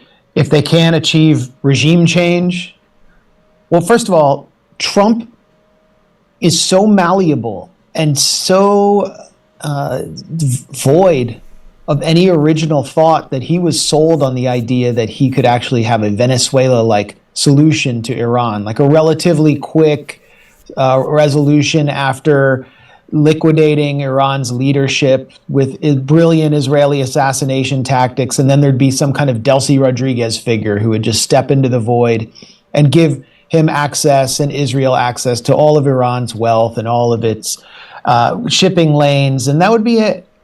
And that shows you how he surrounded himself with neoconservative psychopaths and the brain-dead droids that populate the think tanks, the lanyards of K Street, who actually believe in their own lies. What he's doing is not only diabolical, it's delusional. Because that's crazy, Roby. Roby says if Trump and Clinton had a child, we would call it Clump or Trenton.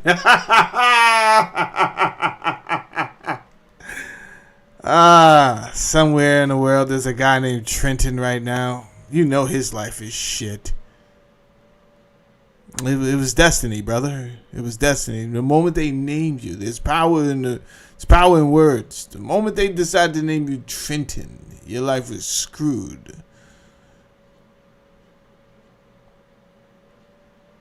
It's only a certain amount of places you go with that name, and one of them is prison. I'm telling you right now. You can clearly see that he's receiving the exact opposite effect that he did in Venezuela by assassinating Ayatollah Ali Khamenei, someone who, if you go to Iran or go to any Shia community in the region, you will see as a very beloved figure. And killing him for many people, I'm talking about millions and millions of people, is like killing their father. So he has electrified the Shia masses. And they're persisting with this strategy of regime change, thinking that they can get the Iranian people to just rise up as though they were living under some kind of dictatorship like the Shia population in Bahrain under U.S. control is, by bombing police stations. They're not just bombing police stations. They're bombing Basij centers. These are the centers where young men who are mostly unarmed, who are very deeply invested in the Iranian Revolution and the Shia ideology, they go there and they... This is part of war. So what the Israelis are clearly displaying is, hey, we're down to clown all around the goddamn town and be savages. But Iran, if you're not on that same type of timing, this is not a time for religion. This is not a time for doing things. If you're going to do it anyway, do it the Yahweh way. You understand? What would Yahweh do? Never mind what Jesus would do. Jesus wasn't built for this type of behavior. We know this because Peter went off on a tangent, sliced somebody's ear off. Fuck are you talking about? Huh? Jesus had the tender heart. Yo, chill. You wildin'. He put the ear back on. Huh? Pete, let me talk to him alone, man. You do this shit everywhere we go. Yo, chill, bro. Jesus wasn't built for this type of shit. Let me tell you who was built for it. Yahweh. Yahweh was on that. Yo, go in there and murder everything moving. Nothing lives. Roaches, dogs, children, murder, everything. That's how they on it. You don't see that? You don't see that? They on it like that. The great moon god Yahweh. They ain't on no Jesus Christ type of timing.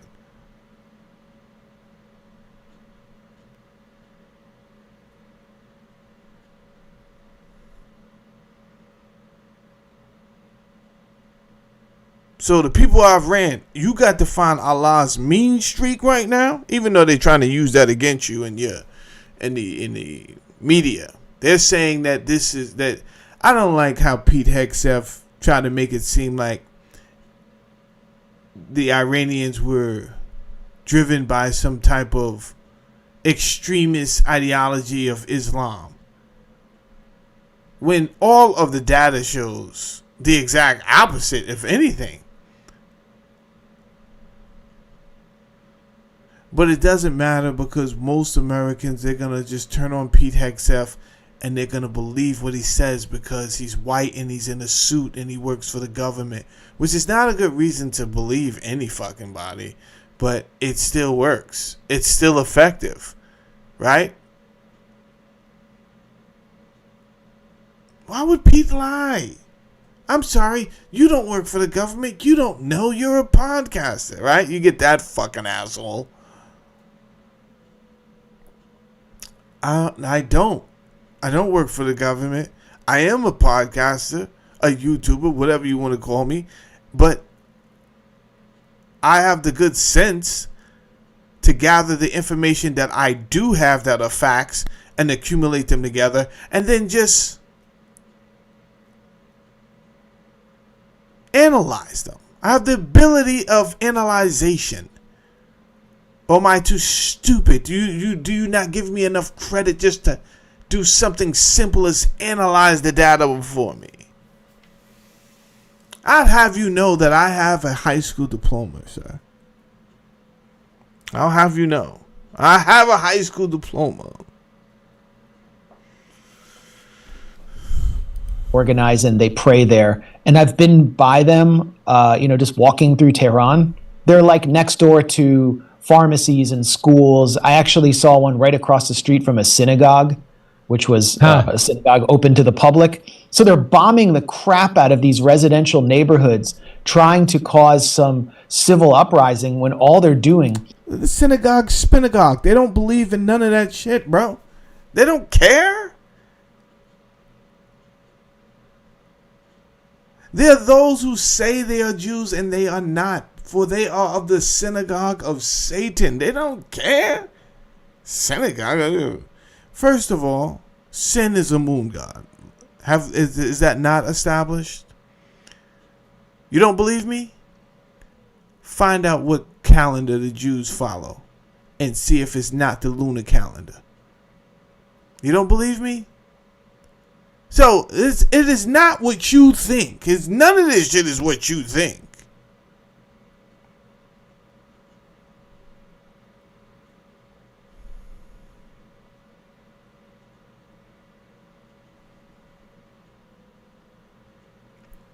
Oh yeah, Winter, it'll get like that. Winter, why you think I don't look at the comments when I do a show? I barely look at the comments. When I look down, I'll look at the colors first, right? So whoever has a wrench, I'll usually check theirs first. Quick glance. Yours is easy to identify because you're a member of the show. Quick glance. There's certain names that my eyes can just recognize easier. Boondocks, I recognize his icon easier. Roby, I recognize that name easier. But other than that, I try not to even look at those comments because I'll be thrown off. The show will go somewhere else. So I'll leave it to you guys to just sling shit in the comment section. But keep in mind, some of these people are bots, some of them are not. Then keep in mind, I am saying some pretty triggering things. I didn't say they were false. I just said they were triggering, right? So when I say things like these Ashkenazi Jews have no connection to the true Hebrews of Judea, that shit is triggering. Why? Because they've been sold lies and they want to believe this. So they came over and it's not that they're not good folks. They kind of believe what we believe, right? They're like, yo, this war is unsanctioned. All of that until I get to the part about them stealing another culture's identity. Then they're like, wait a minute, that's not true. Those are lies. Now you're fucking lying. You understand? I will stand for no lies.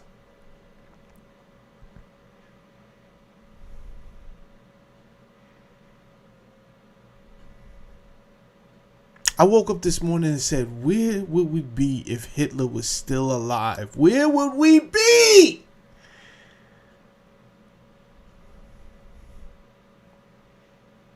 Somewhere Hitler's in a fucking cave with a smirk on his face watching this shit with glee. Old as shit. But he's somewhere in a cave in a mountain in Antarctica watching this shit with glee. I told you.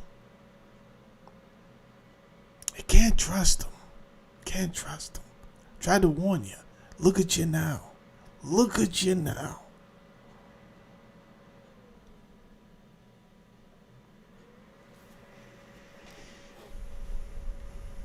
Is murdering civilians, including many people who are critical of the Islamic Republic, who don't agree with the government, but now they're like, oh my God, like I'm talking. These are the same people who asked for a fucking holy land because they just wanted a land for their people, which whatever the fuck that meant, because they had a land for the people because they were European Ashkenazis.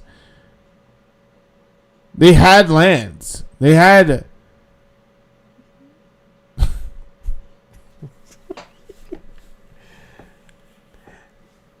Their land did not have to be in this region.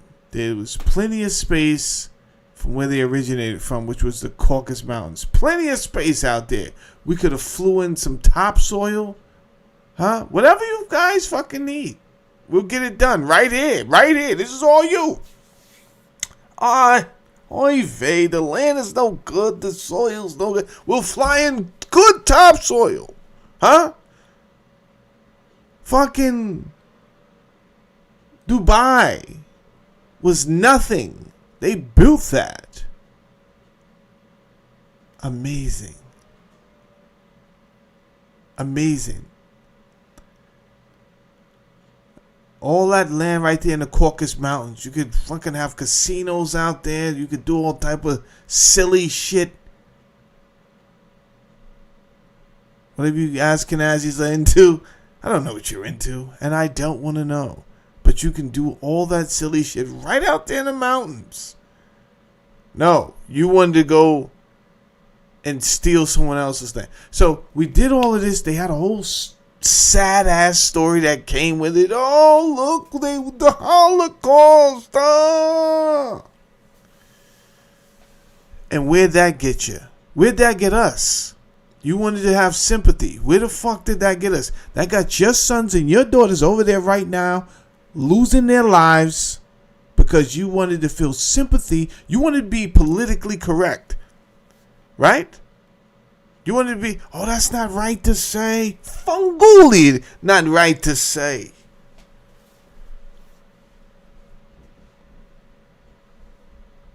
Not right to say. Calling a fag is not right to say. That's not right to say. Right? You don't call somebody a faggot who's really gay. It's a bit much.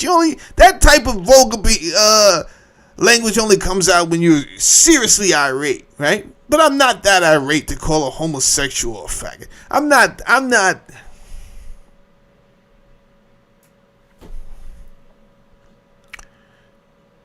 But it's funny if I do call somebody that's not gay a faggot. Hey, you fucking fag.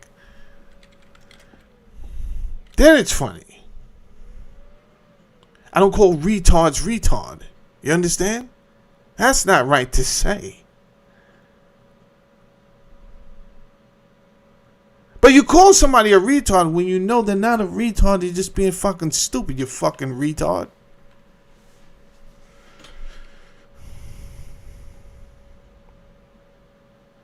What we seen was neither here nor there. We seen the people that we knew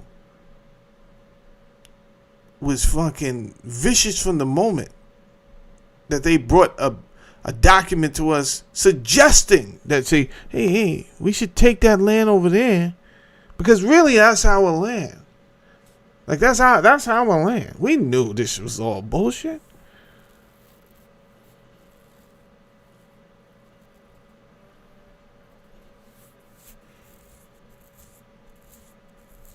But you had spineless politicians who went along. They didn't say anything because they wanted to be politically correct, so they just went along. And they was willing to take a little money to play along. Well, look where we are now. Where are they today? Those same people who you told me, we starved. Look, I got the numbers on my wrist. It was horrible. It was horrible. How's it today? Look at you now. You're fucking running around the earth, murdering everything in sight. I knew you couldn't be fucking trusted. There was a reason why. There was a reason why over 100 countries kicked you out. There was a fucking reason why. And now we can't put the genie back in the bottle. These fucking savages. Huh?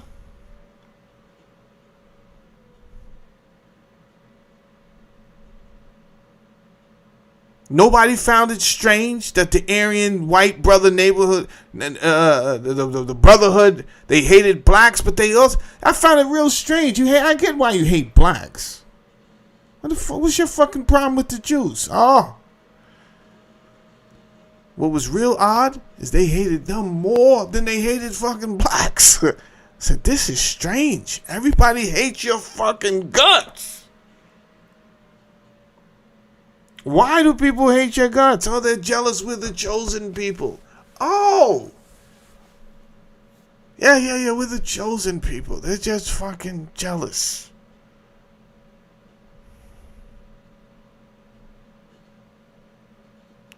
They're fucking goyim. They're the goyim. Don't pay them no mind. The Gentiles, the goy. We're the chosen people. Iran, if you don't fucking eradicate these people from the earth and stop playing games, now's not the time to play games, bro. I'm talking about wipe that fucking state off the. That's it. You want this war to be over? Everything you got. I don't give a goddamn if you gotta borrow all the drones from China. Everything you got to rain down terror on that bullshit ass state. Just like Yahweh said the first time when he sent them into Canaan. And he said, kill everything moving, go biblical on them. Take their own words from the Bible. You got to go in there and smoke everything moving, Jack. I don't give a fuck down to the ants. And this whole shit'll be over. No more APAC money. Fucking everything over. They have to go. If you're not willing to do that, and I don't think Iran is, and therefore you're gonna fucking lose, right? You can't think about your life in this situation. Your life, everyone has to be on board to die today. Because at this point, I'm gonna keep it 1,000 with you. As soon as they would have bombed a school full of girls and children, it's up, nigga. It's up.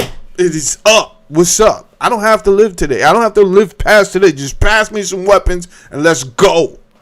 I'm not sitting around crying in open-toe sandals. Oh, why? It doesn't matter why. Somebody has to die now. You understand me? Iran, you bullshitting. And you're gonna pay the price for bullshitting.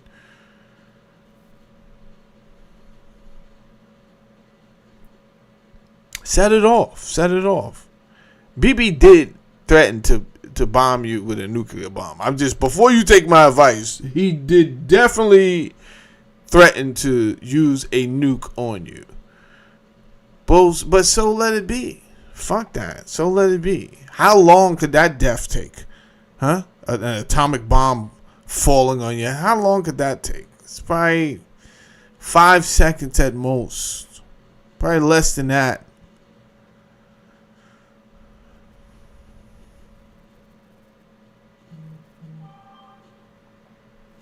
But do not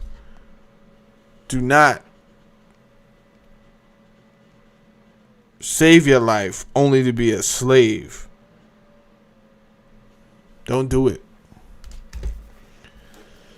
I'm like actually citing real reports I've seen from Tehran. I saw a guy at a restaurant whose head was decapitated, and he was taken out of the restaurant with his head blown off. They blew up our apartment building and then blew up the rescue crew. These are real. Yeah, but that's because Israel's not fucking playing. They came to show you who they really are today. Maybe the rest of the world think Israel's playing. I don't think they're playing. Huh? I don't think they're playing at all. Things that happen today, people are not going to rise up when they see that happening to their neighbors. They're going to see what the Islamic Republic's leadership meant when they said that they are fighting the great Satan. Because these attacks are satanic. And another thing that's being done is attacks on Iranian border guards. Why? Axios, which is like this access publication here in Washington where they just publish basically like press releases for power, just reported that Trump is aiming to cause a Kurdish uprising. So they want groups that have been armed by the CIA, Kurdish groups in Iraq, to storm into Iran and destabilize the country. Dang. And then there's ISIS. All of these ISIS fighters were moved from the prisons in Syria. These are all... Now, how ironic is this? I want everyone to think about this, right? Because you're sitting there saying, yo, you're talking crazy. No, you just have a weak-ass mind, to be honest with you, right? That cannot compute that we funded ISIS, right? So it's all going to come full circle 360. We're going to use the same tactics to get ISIS back on our side. Yeah, go in there and do our dirty work. And then they will fall for it and flip on them again, because that's what we've always done. You understand? We gave money to Saddam Hussein. Then they flipped on Saddam Hussein. Saddam Hussein was working for them. It was all good. Then they flipped on him. Osama bin Laden. They gave money to Osama bin Laden. Osama bin Laden was doing their dirty work. Then they flipped on Osama bin Laden. The story never changes. We said we went into Afghanistan. 20 fucking years we're spending over there for the boogeyman. Turns out in the end, when Elon Musk exposes the files, we're fucking selling heroin. That's what we're doing over there. We're growing poppy seeds, right? Then you get some fucking ignoramuses over here. Oh, it's just poppy seed. What are you? Fucking 4 years old, you jackass? What do you think they're growing poppy for? Bagels, you jackass? $40 million we're sending to them every week for bagel toppings? Don't be stupid.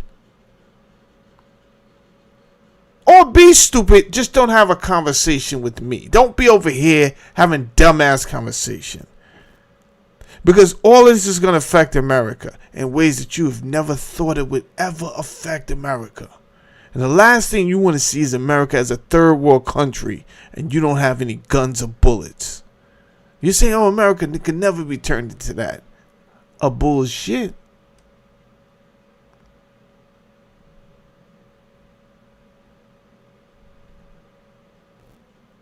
It's eroding right before your face. Congress did not give any authority for our behavior, and yet here we are. Troops are dying while they lie to our face and say we don't have troops on the ground.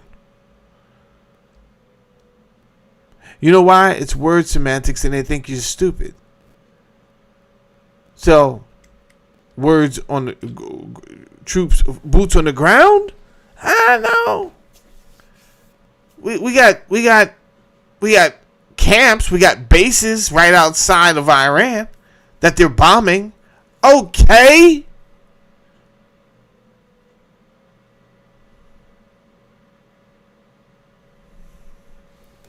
Who's in charge? The general from the fucking insurance company? Because apparently the U.S. couldn't trust the Al-Qaeda jail guards to keep them there. They moved them to Iraq, so they're closer to Iran, so they could try to bring ISIS in as well. So that's what Iran is up against. And what you're seeing is a complete repudiation of the entire neoconservative vision that Trump was sold on for now, where people are actually going out on their own free will as volunteers to conduct traffic, to check cars for weapons. And you're seeing kind of like a revolutionary society come into view with deeply invested in ideology. The commanders who were killed in the IRGC, the guys behind them are younger, and they're more gung-ho and more willing to fight to the death. And there's this giant popular base that now will reject any ceasefire because a ceasefire will be seen as humiliation. That's what Trump has unleashed. And as we speak, U.S. embassies are under attack from Saudi Arabia to Iraq to Karachi and Pakistan, under attack by people. And the U.S. embassy in Riyadh just went up in flames because it was hit by a Shahed drone. So that's what Trump has done for Israel. For Israel. I'm sure Scott mentioned it. I wasn't able to see his interview before me. But Marco Rubio, who's basically in control of the administration's foreign policy, J.D. Vance is like on the B team. Yeah. Marco Rubio freely admitted that they did this war, the U.S. bombed, because Israel told them, if you don't bomb, we will, and then you have to follow us. I mean, can you imagine a president making the case to the American public that we have to bomb because some crazy foreign country is going to carry out an attack on a third party, so we have to just support them and throw all of these American service members in harm's way along with all U.S. embassies, U.S. bases? And that's their case. Like, they literally admitted, we're fighting a war for Israel. And there's no way to deny it. Pete Hegseth, I don't know if you have this clip. I tweeted it earlier. Nuke 'em all, this fucking guy. But I'm not talking about the Iranians. I want the fucking Israel to go. But Israel doesn't have any nukes. I mean, Iran doesn't have any nukes, so Persia might be over as we know it. Persia might be the end of Persia. Sad way to go. Very sad, sad way to go. They thought they had allies. Where the fuck is China? Where's Russia? But I think that Iran has some tricks up its sleeve.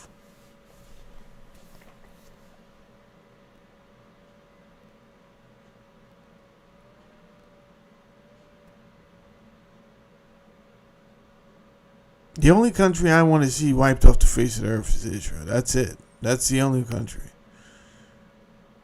Because it's not hard to see who's causing the trouble here. And it's the smallest fucking insignificant country, state, that has brought nothing to the table but mischief. That's it. They've brought nothing. They don't export anything.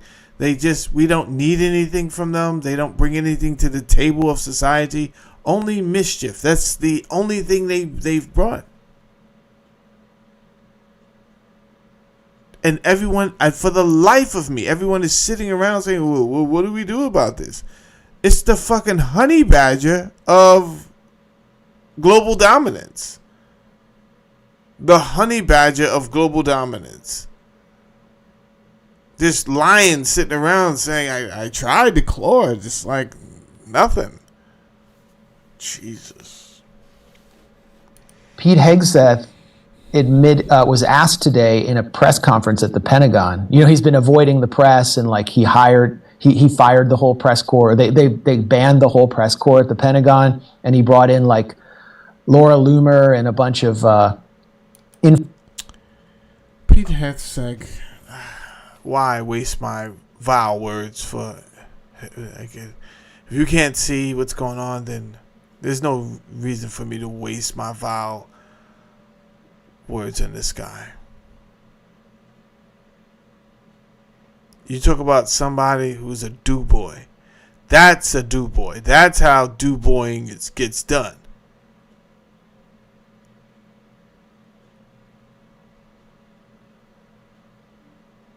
Like you thought there was do-boys in government before Pete got on board. And then you realize, damn, sir. You do boy. You do boy. He's like, I know. I was born to be a do boy. This is what it is. My father was a do boy. My grandfather was a do boy. I'm fourth generational do boy. God damn. It's wild. Influencer clowns. He had to do a real press conference today. And he was asked a simple question. Can you explain to young men and women who are being sent into harm's way as members of the military why they are fighting? And he just lost it on the reporter. He could not answer the question. So here, come to me and I'll show you. I think this is what you're talking about, right? Yeah. Here, let's play this. The American people also want to know what they're sending their men and women to war for. Is there a concern of this spiraling into a longer war and then one for? Why does he look so upset? He has on the fucking Clint Eastwood eyes. Do you feel lucky, punk? Well, do you? What's up with the fucking Clint Eastwood eyes? Blondie! Do, do, do. The chairman when you're done. Did you not hear my remarks? We're ensuring the mission gets accomplished. Oh damn! He had the Clint Eastwood voice too. Did you not hear my remarks? Yeah, that's a lot of yeah. He's not fucking around with the Moose Boondocks. He's not fucking around with the Moose. And I'm guarantee you we're paying for that. That's probably coming out of the American budget. You understand?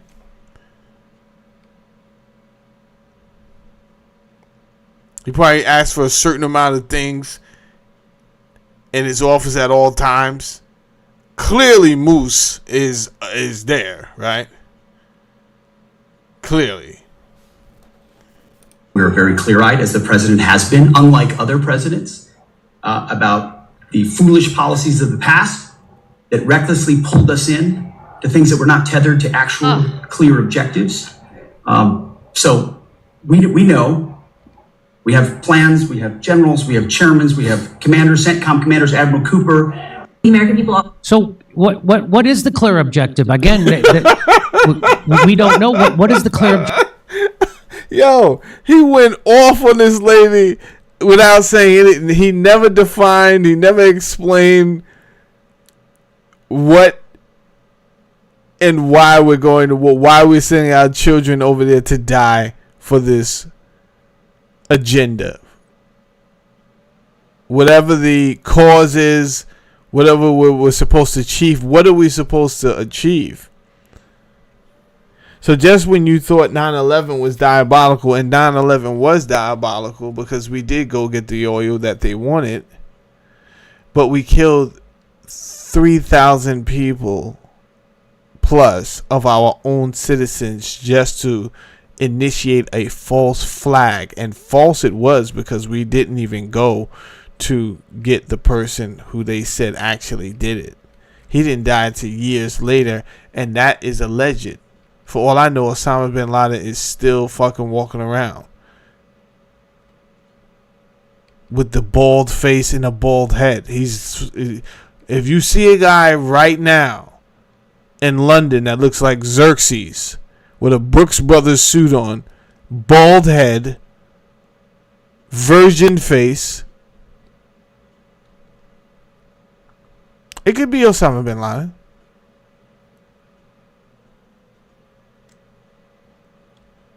This planet is wild and crazy, man. All they did was show, they told us, no, we killed him and then we threw him off the side of a boat. Who? First of all, do you think you're talking to a fucking idiot? Why would you let me see Muammar Gaddafi stabbed up on live fucking TV when I didn't ask for this horrific scene? I didn't ask for that. You wanted Muammar Gaddafi dead. I didn't want him dead. You wanted him dead because he wanted to start trading oil with the gold dinar. I'm not listening to none of the rhetoric you talking about. He was an extremist, this, that, and that. I'm not listening to none of that. The guy who knocked down the Twin Towers with 3,000 people in, did you not think people want to see with their own eyes?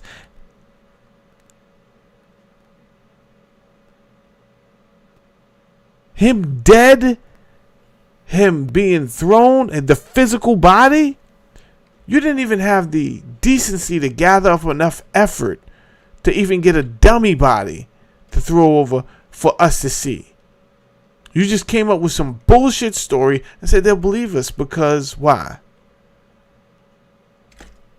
Because we said so. Because Obama is an educated black man who knows how to speak well.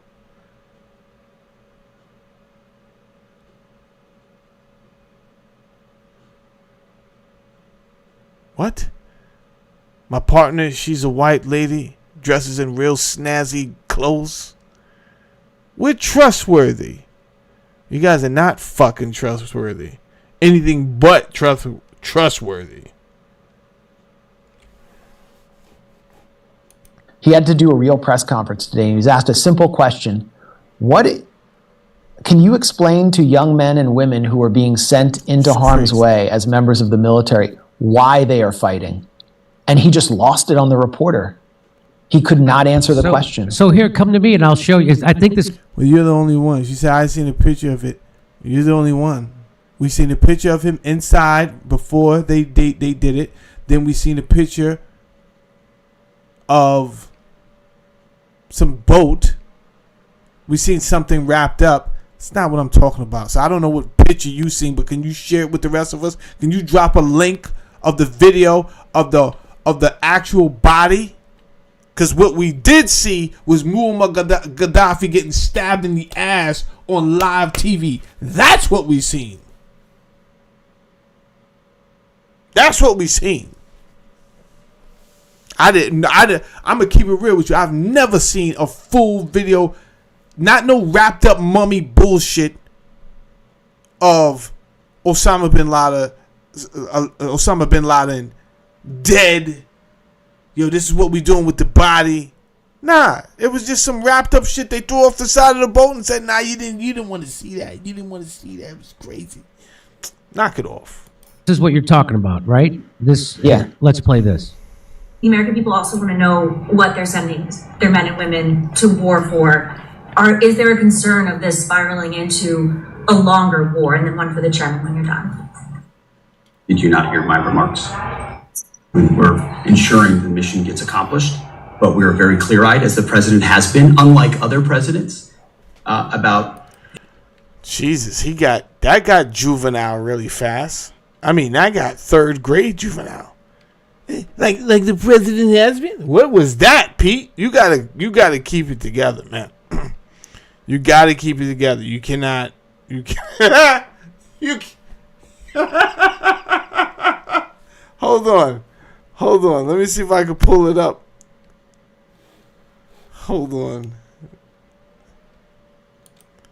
What the fuck was that, Pete?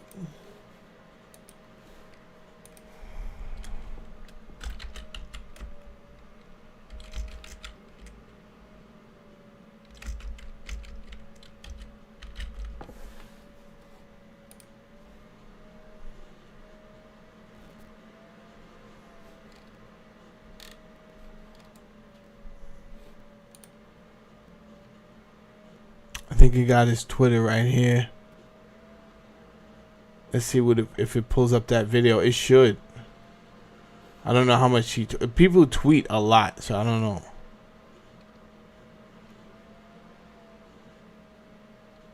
Oh man. Oh man.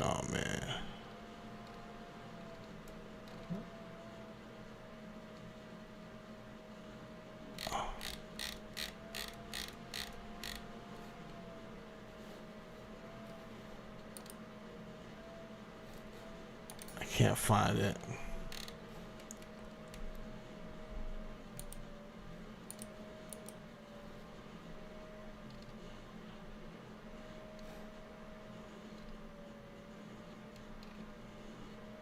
I'm trying to find your post, brother.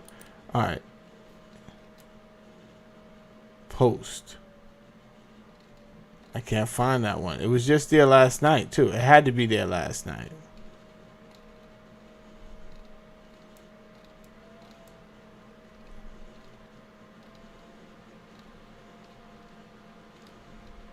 Well, it's going now. It's going now. The foolish policies of the past that recklessly pulled us in to things that were not tethered to actual clear objectives. So we know we have plans, we have generals, we have chairmen, we have commanders, CENTCOM commanders, Admiral Cooper. The American people. So what is the clear objective? Again, that we don't know what is the clear objective. What does he mean by a clear? There is no clear objective, right? If were there an objective, he would have said what the objective was, and he would have explained why this war needed to take place. But he couldn't. We have chairmans, he said. We have chairmans, we have generals. Why don't you go ask those guys? Well, actually, the chairman is against this war. The chairman of the Joint Chiefs of Staff of the Pentagon, General Dan Kane, is against this war. And he went out to the whole mainstream press before.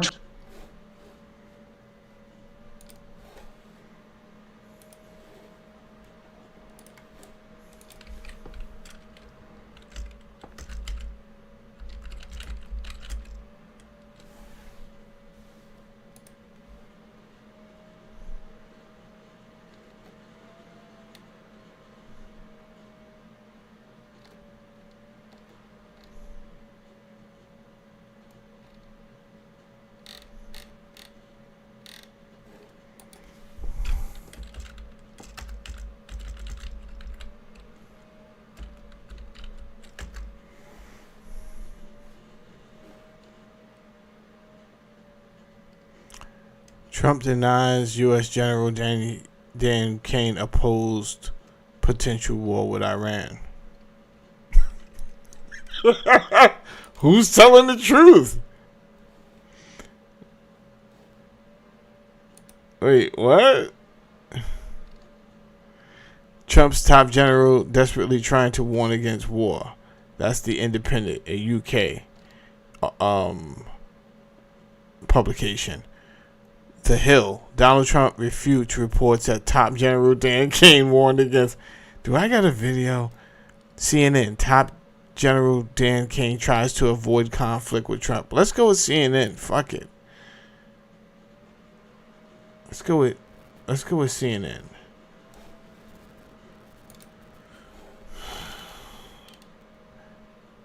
Balancing act. Top general tries to avoid conflict with Trump while preparing for possible war. This is February 25th.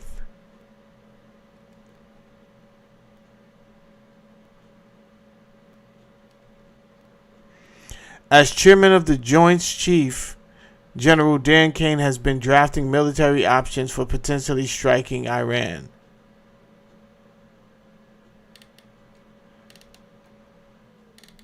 So this is the 25th. This was updated on the 25th. Oh, God. We didn't strike till like the 28th. A steady stream of top officials from the Army, Navy, and Air Force have been quietly summoned directly to his office. Typically, sensitive military operations are debated in highly fortified conference room in the Pentagon known as the Tank. But an administration that is focused on avoiding leaks, Kane, who is also known for his intensive secrecy, worried that assembling the top brass in the Defense Department's nerve center on very short notice would draw suspicion, according to several sources familiar with the matter. In those meetings and others at the Pentagon, Kane has been vocal about potential downsides of launching a major military operation targeting Iran, raising concerns about the scale, complexity, and potential for U.S. casualties of such a mission, according to sources familiar with his advice. Those concerns have not matched the rhetoric coming out of the White House, where President Donald Trump has been bullish on how easily the U.S. military could achieve victory, though the exact dimensions of that success haven't been defined. That's the first sign that things are going to go poorly. You have to define, and I'm just speaking from a project manager perspective. I learned that I would rather plan 75% of the time and execute 25% of the time than vice versa. And that is how it actually should go, right? So I would spend all this time planning and making sure my resources are there, and then it just turns out better if you can define the objective. If everyone understands their role, can define their role, things go way better. As soon as you come into a situation, people are keeping busy, they don't know exactly what they're doing, they're helping out somebody else on another team because they don't know what team they're on, they don't know what they're doing. We have a problem here. Everybody just stop. Everybody stop.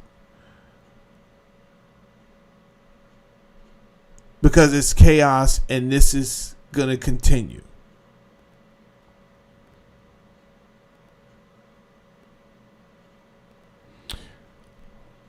I can barely see, but I'm going to try to blow that up. I think, I don't know what that says there. It's just outline. The phases have been defined.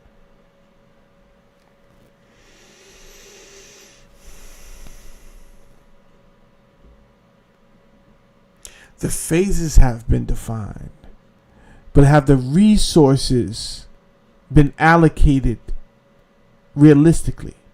There's a lot to a project. It's not just the phases have been defined. It's more than definition. You have to make sure that the resources are in place, and then you have to think about contingency plan. Is there a contingency plan? Is there a risk plan? So the phases, okay, the phases have been planned, defined. Great. From what I'm hearing, one of the risks is fuel. So after all said and done, then you have to assess risk to reward. Is it worth the risk that we have? Is it really worth doing this right now, or should we wait a little bit longer? You decide. But this is not a project. You understand? I'm a project manager. This is a real, someone's going to die. On a project, somebody could lose, depends what type of project I'm working on. They could lose 1 million. They could lose a few thousand. But the chance of somebody dying on my project is going to be slim to none. And this, somebody dies, bro, if you don't get it right. And granted, you're going to say, well, they're soldiers, so they could have died anyway. Yeah, but they died unnecessarily, premature. If there was a better plan in place, if there was a better leader, maybe they would not have died, is my point.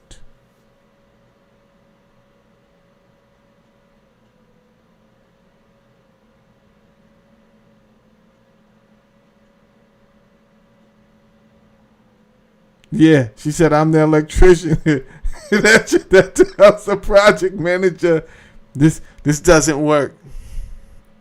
No project manager wants to hear that, but a good project manager is going to listen. Why doesn't it? Why? Why are you saying this? Let's work it out. Right? I've been in this position.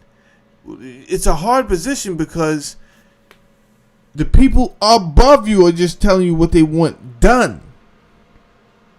That's it. Get it done. Now, when can we realistically expect this done?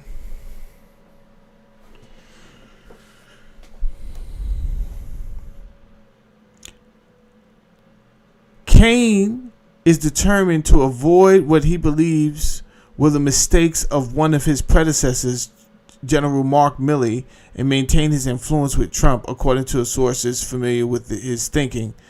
Milley often clashed directly with Trump during his first term on issues such as deploying military domestically to quell protest.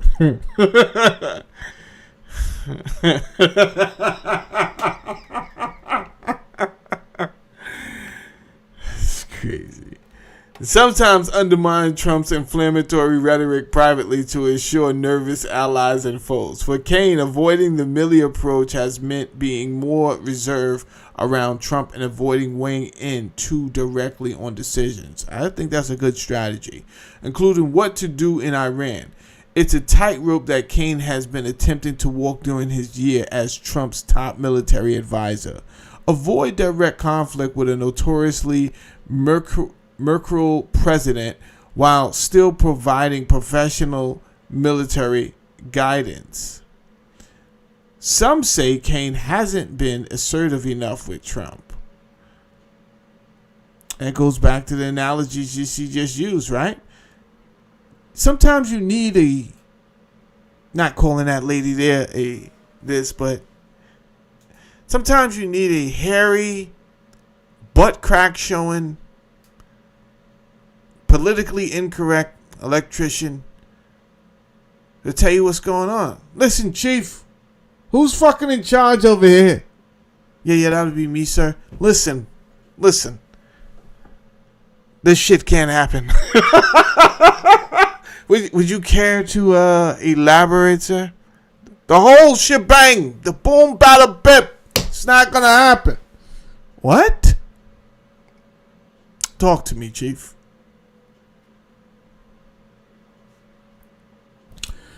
One of the best abilities you can have as a project manager, believe it or not, right? Out of all the things they teach you, let me show you something. Let me show you something.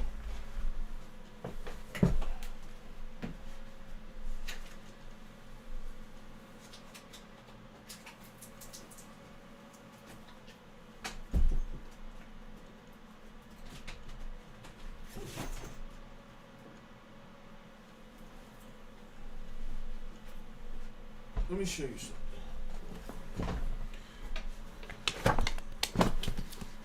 All this fucking knowledge, right? Scrum, right? Look.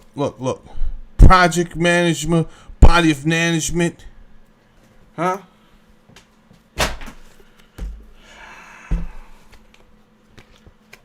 Service strategy, ITIL. Service. I got books and books and books on Scrum and all of this shit, right? I just got a bunch of books, and I've actually read all these books and go through them and use the tactics. You know what they don't teach you in these books that you're gonna figure out? That knowledge is good, but your best weapon in all of that arsenal is the ability to be a people person. If you don't know how to use not sympathy, but a level of empathy that does not compromise you doing your job, a level that just allows you to make that person feel like a human being, like you're listening to that person. Everybody wants to be listened to. If you're the type of guy who likes to feel like a big shot, that shit is not going to fly. I did that my first project manager gig, and that shit almost burnt everything to the ground because everyone felt like, yo, this guy's trying to be a fucking big shot. Then I learned, yo, go out in the afternoon and have a beer with him. Go out in the afternoon and drink have a pizza, laugh at their fucking jokes, see what's going on, right? Let's start this over a whole different way. Make them feel appreciated because number one, they are doing the job. I'm here with a flag doing this. They are actually doing the work. So if you have the ability to be a people person, which is what we call diplomacy,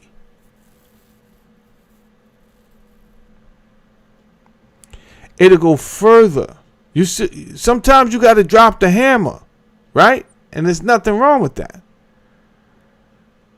But at least you tried to be diplomatic and you showed the person I was listening. At the end, though, you still got to make a decision because money is at stake. People's lives is at stake. In this case, people's lives are at stake.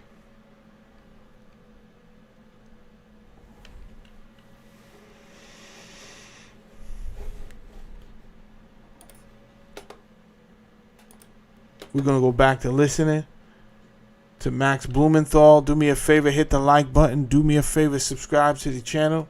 My name is Jamel Saladin. This is Society, Past, Present, and Future. There's a lot going on we started talking about today. The Secretary of War, the Secretary of the Department of War, which is a ridiculous name. He gave a speech yesterday. It annoyed me so much I just stopped playing the speech because from the moment he started, it was like lies and exaggerations just to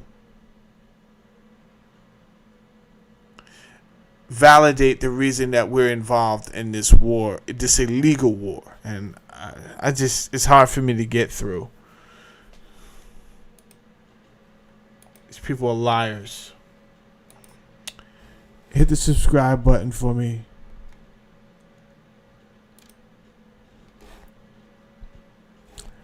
I was going to work today,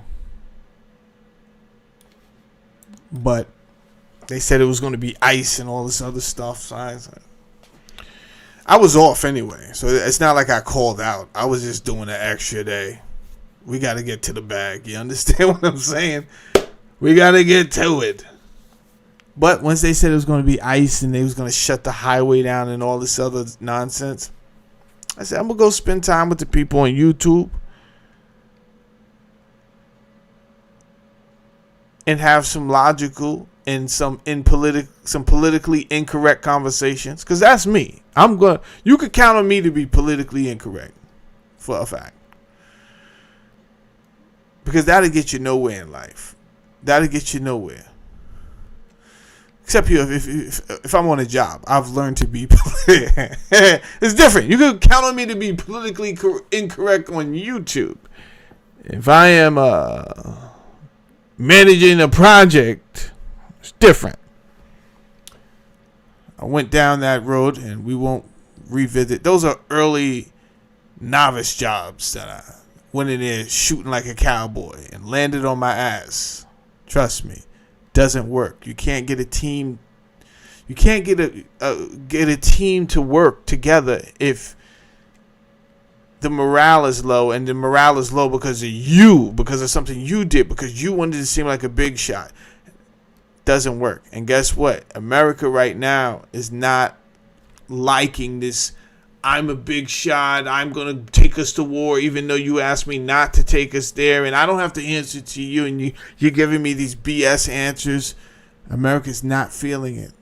The people of America are not feeling it. Trump launched the attack because he knew it was coming, and he said, this is going to be a disaster.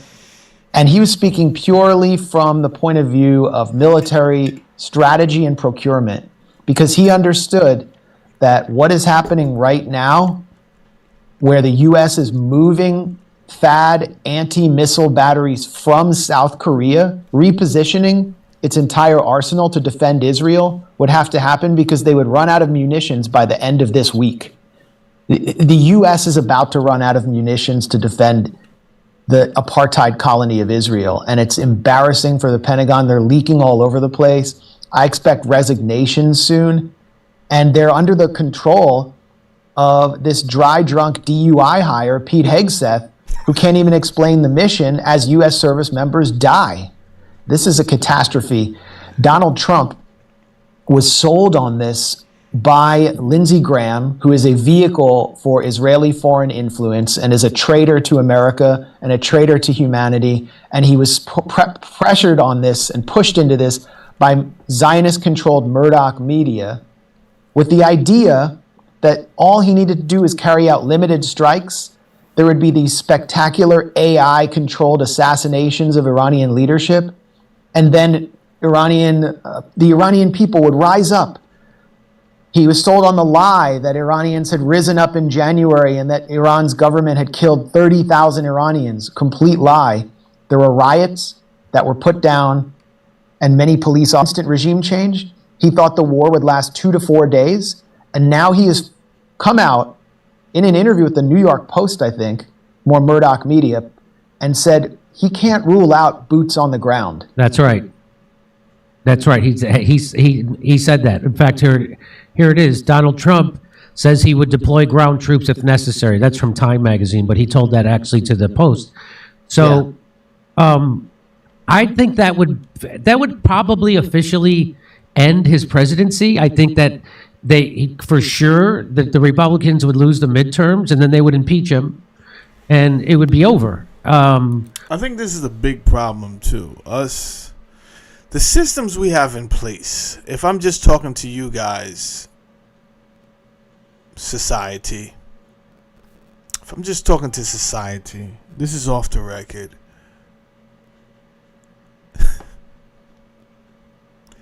I don't think the systems we have work, right? I think I don't know if it's just as simple as them being antiquated. But for one thing I know, either we've outgrown them as a civilization, meaning our subsystems have become too complex, right? We have systems in place where our subsystems, our subcultures have outgrown the main framework. So you say, what do you mean by that? Okay, he just mentioned procurement. He just mentioned this business that's being done, right? You have contracts, you have private contracts going on.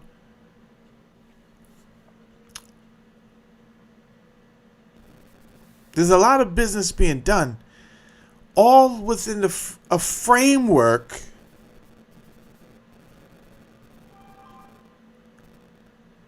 some of this framework is from 1776, right? When we did not have, they could not see all of this, the complexities of things being ad hoc added to civilization, to our governance.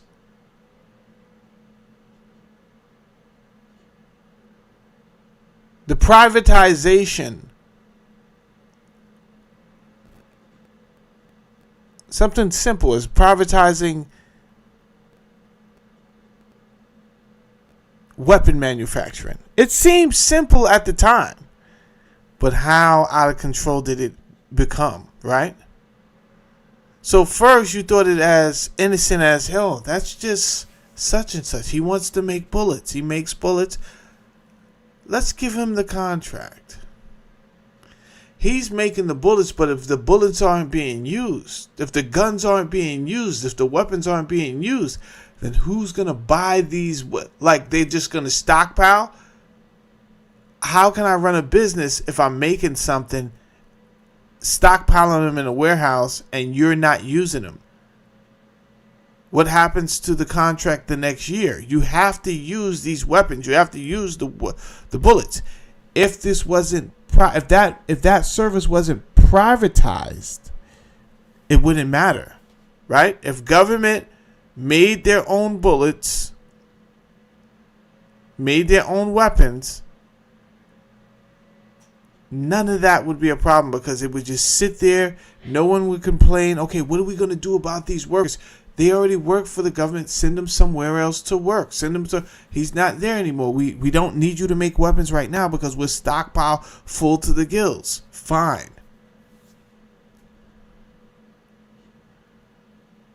Put them somewhere else. But the moment you privatize that, trust me, these guys are going to have lunch. And they're going to say, I appreciate you giving me the contract, but when are you going to use this stuff? You got to use it. So that we can make more. By the way, we was warned against Eisenhower not to do this. Do not privatize. We did anyway. And now we're in a whole leap of mess.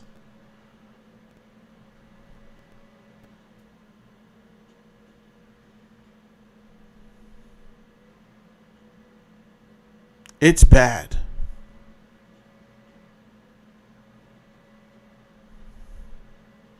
They keep on saying the Zionists, right? And they want to separate. You have sincere Jews that want to separate their Zionist, their religious or their religion from Zionism. And I get it. Right? Because that's the same as the Muslims that want to be separated from extremists. But this is a little bit more complicated than that. If we're being honest, it's way more complicated than some raghead with some type of Islamic words printed on a scarf, beheading people. We're way past that. Like, that's primitive stuff compared to the complexity of this conversation when it comes to 4 different ways to describe a people. You have Hebrew, you have Israelite, you have Jew, and you have Zionist. Right? So you say, no, they all don't mean the same thing. They're close enough. They're close enough. And the fact that you have 4 different ways to talk about it, people, to be quite honest, is misconceiving. It's very confusing. So what do? You go out your way now to say, well, if you have anything against us, the way we do things here on this planet, then we're going to call you hateful. We're going to say that you are anti-Semitic, which is kind of ridiculous because they are not.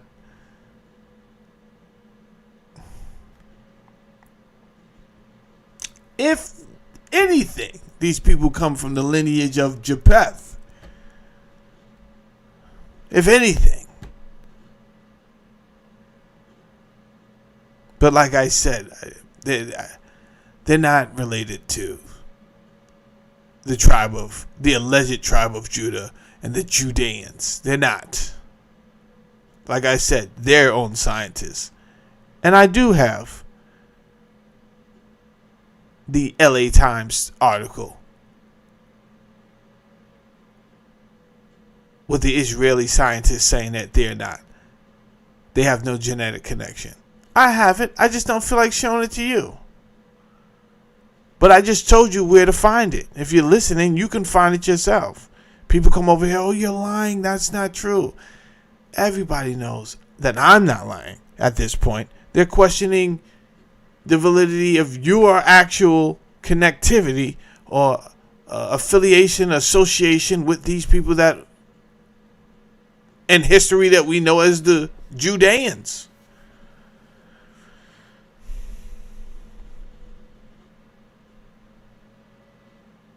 A lot of chaos these people are causing on this planet. A lot. And I'm going to be honest with you. They don't seem like nice people.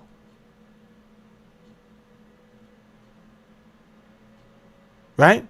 Now, it's one thing for the leaders, for Bibi Netanyahu and all of them to be acting the evil way so that they can expand Israel and become a great nation. But for the people of Israel to go along with this,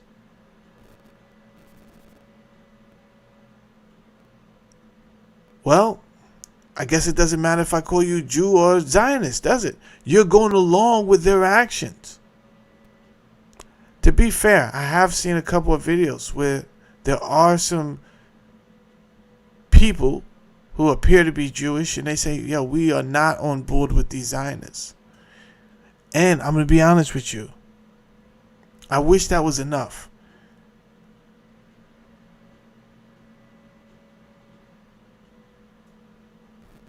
I wish that was enough. I don't think it's enough to just say we're not on board with them because they are the face of your religion at this point.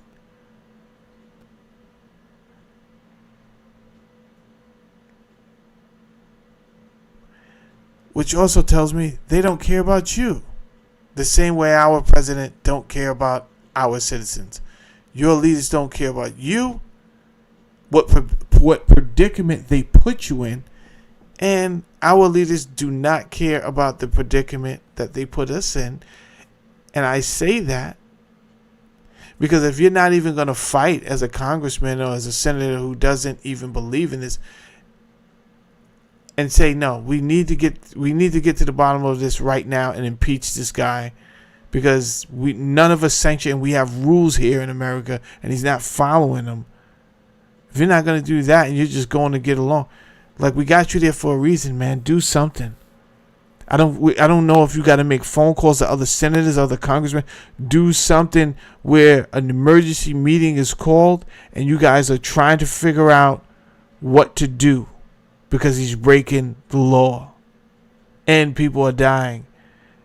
Not just in Iran, but American soldiers are dying. You cannot just get up here and say we appreciate the warriors and gives words.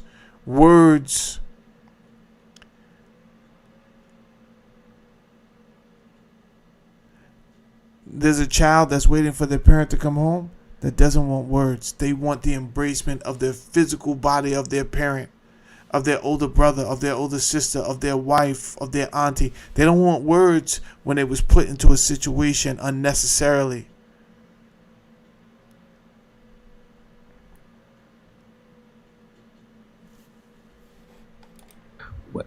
Inshallah, as they say. But I think it would end U.S. empire.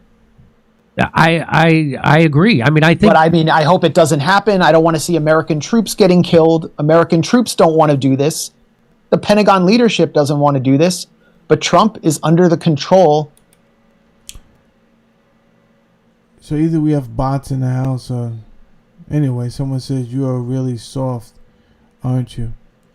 That could be someone, what Uncle Andy calls an agitator, right? That can be someone from another country.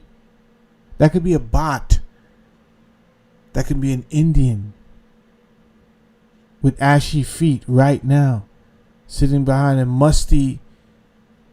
a musty room with thousands of other Indians typing away at the computer, mad because he is not able to get over here on the H-1B visa, where he can trade that ashy feet for some Argyle socks, some Brook Brothers Argyle socks with some Gucci loafers. Not today. Not today. Huh? About to knock that H-1B visa program out.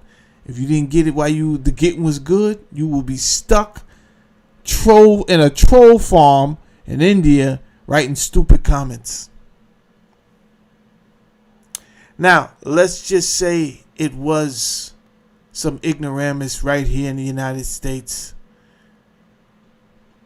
Am I really soft? I don't even know if I want to answer that. People are dying. Why give you an answer? People are dying. Children, 18 years old, that signed up to go to fight for America, are gonna come back maimed. So because I don't want this young person's disfigured from a blast because they were stationed in Kuwait and Iran bombed Kuwait out of the reckless actions of the United States and Israel. That person is now injured, maimed for life. Nothing Walter Reed can do for them, and all we can do is give them ribbons and buttons. And that's the best comment you mustered up all morning after coming over here. You're really soft, aren't you? That was it?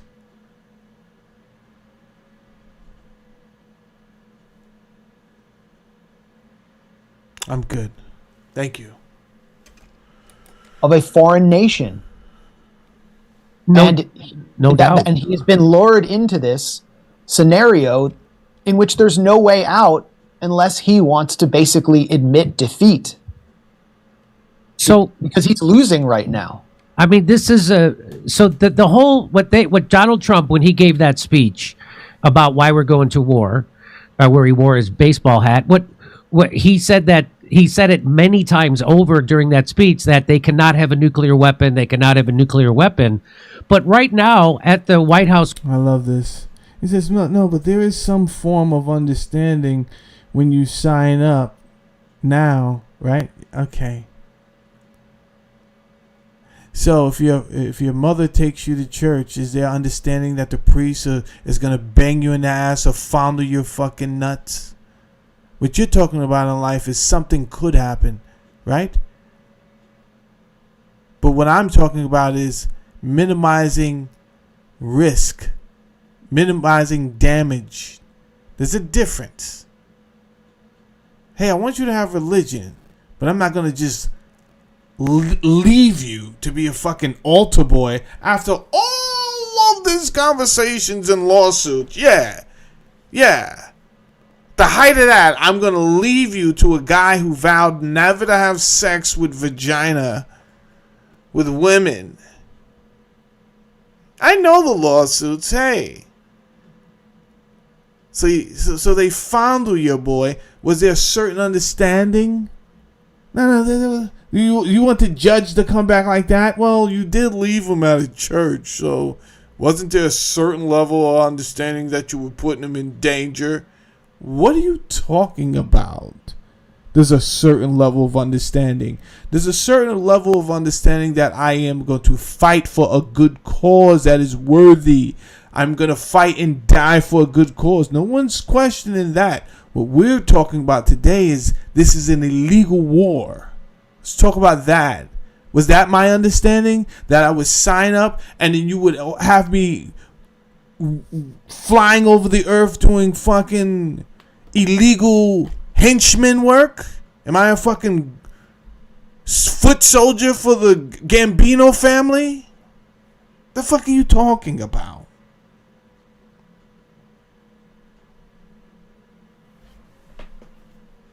What are you talking about? You're just here to cause, you devils are here to cause mischief and chaos. And I welcome you to the show. Welcome to Yes. Welcome to the show, devils. You're welcome. Do not boot them out the show. Let them stay with their rhetoric. A level of understanding. It's a level of understanding that we had competent leaders. That was the level of understanding. So all I want you devils to answer for me is this a legal war we have entered into? The answer is no. I'm not waiting for you. It was a rhetorical question. If you say yes, you're a liar, and everyone in the chat knows you're a fucking liar. So where do we go from there? Should we continue to listen to your rhetoric, your nonsensical rhetoric? Should we continue? Because you want to do something on this morning? I have all day.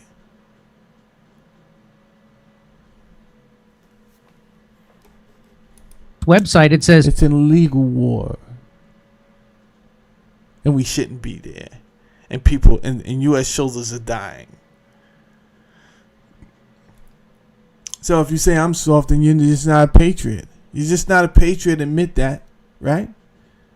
Let alone human, let alone we bombed some kids. So why should anybody conversate with you?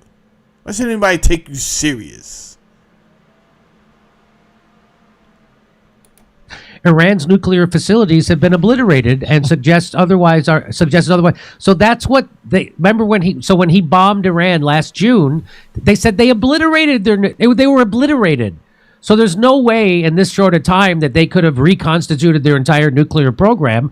And so imagine, so this was Richard says, imagine starting a major war with Iran over their nuclear program when this is on the official White House website. So it's obviously not about what they say. They don't have an end game, except their end game being to totally destabilize the Middle East, because they did it to Libya, it's totally destabilized. Syria is totally destabilized.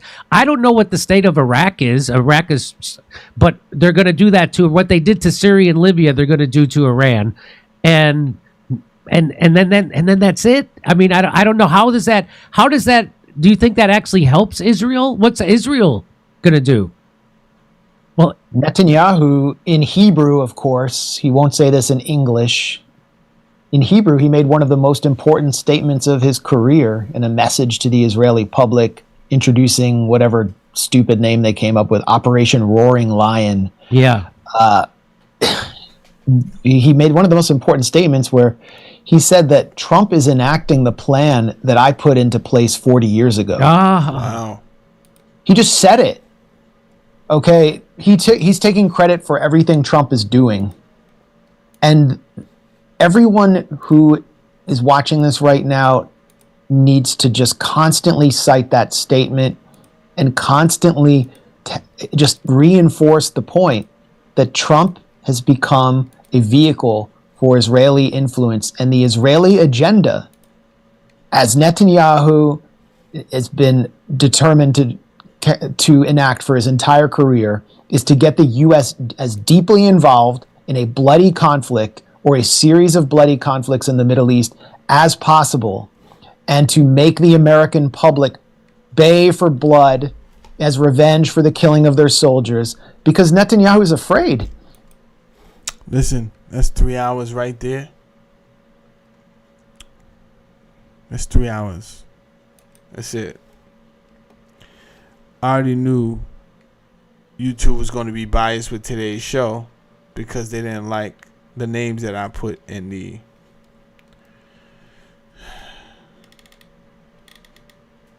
in the title, and we don't care about that. I came in with a gospel song. I'll leave with a gospel song. Not that I have religion, I don't. But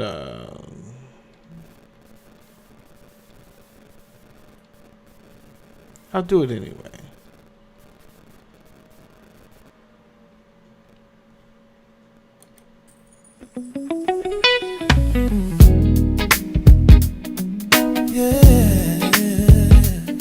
Thank you for coming over today. Hit the like button. Do not hit the like button. I don't care. One day at a time. That's all I can do. Some days I feel stronger, and some days I feel through. But I don't dare complain, for I know you're near. There's times I thought this has to be the end, and yet you've made a way. Every time when I feel weak, you make me feel strong. Sometimes I stumble as if it's over. Somehow I don't fall. Some broke for my mistakes. Mercy caught me when others taught me the habits and the sins that almost didn't end. Grace restored me when shame ignored me and pulled me from the edge when I was sinking in. And I just came to say today, I know you did it for me. Hit the subscribe button. Every time. Oh, you did it for me. Did it for me. Yeah. Every time. You did it for me.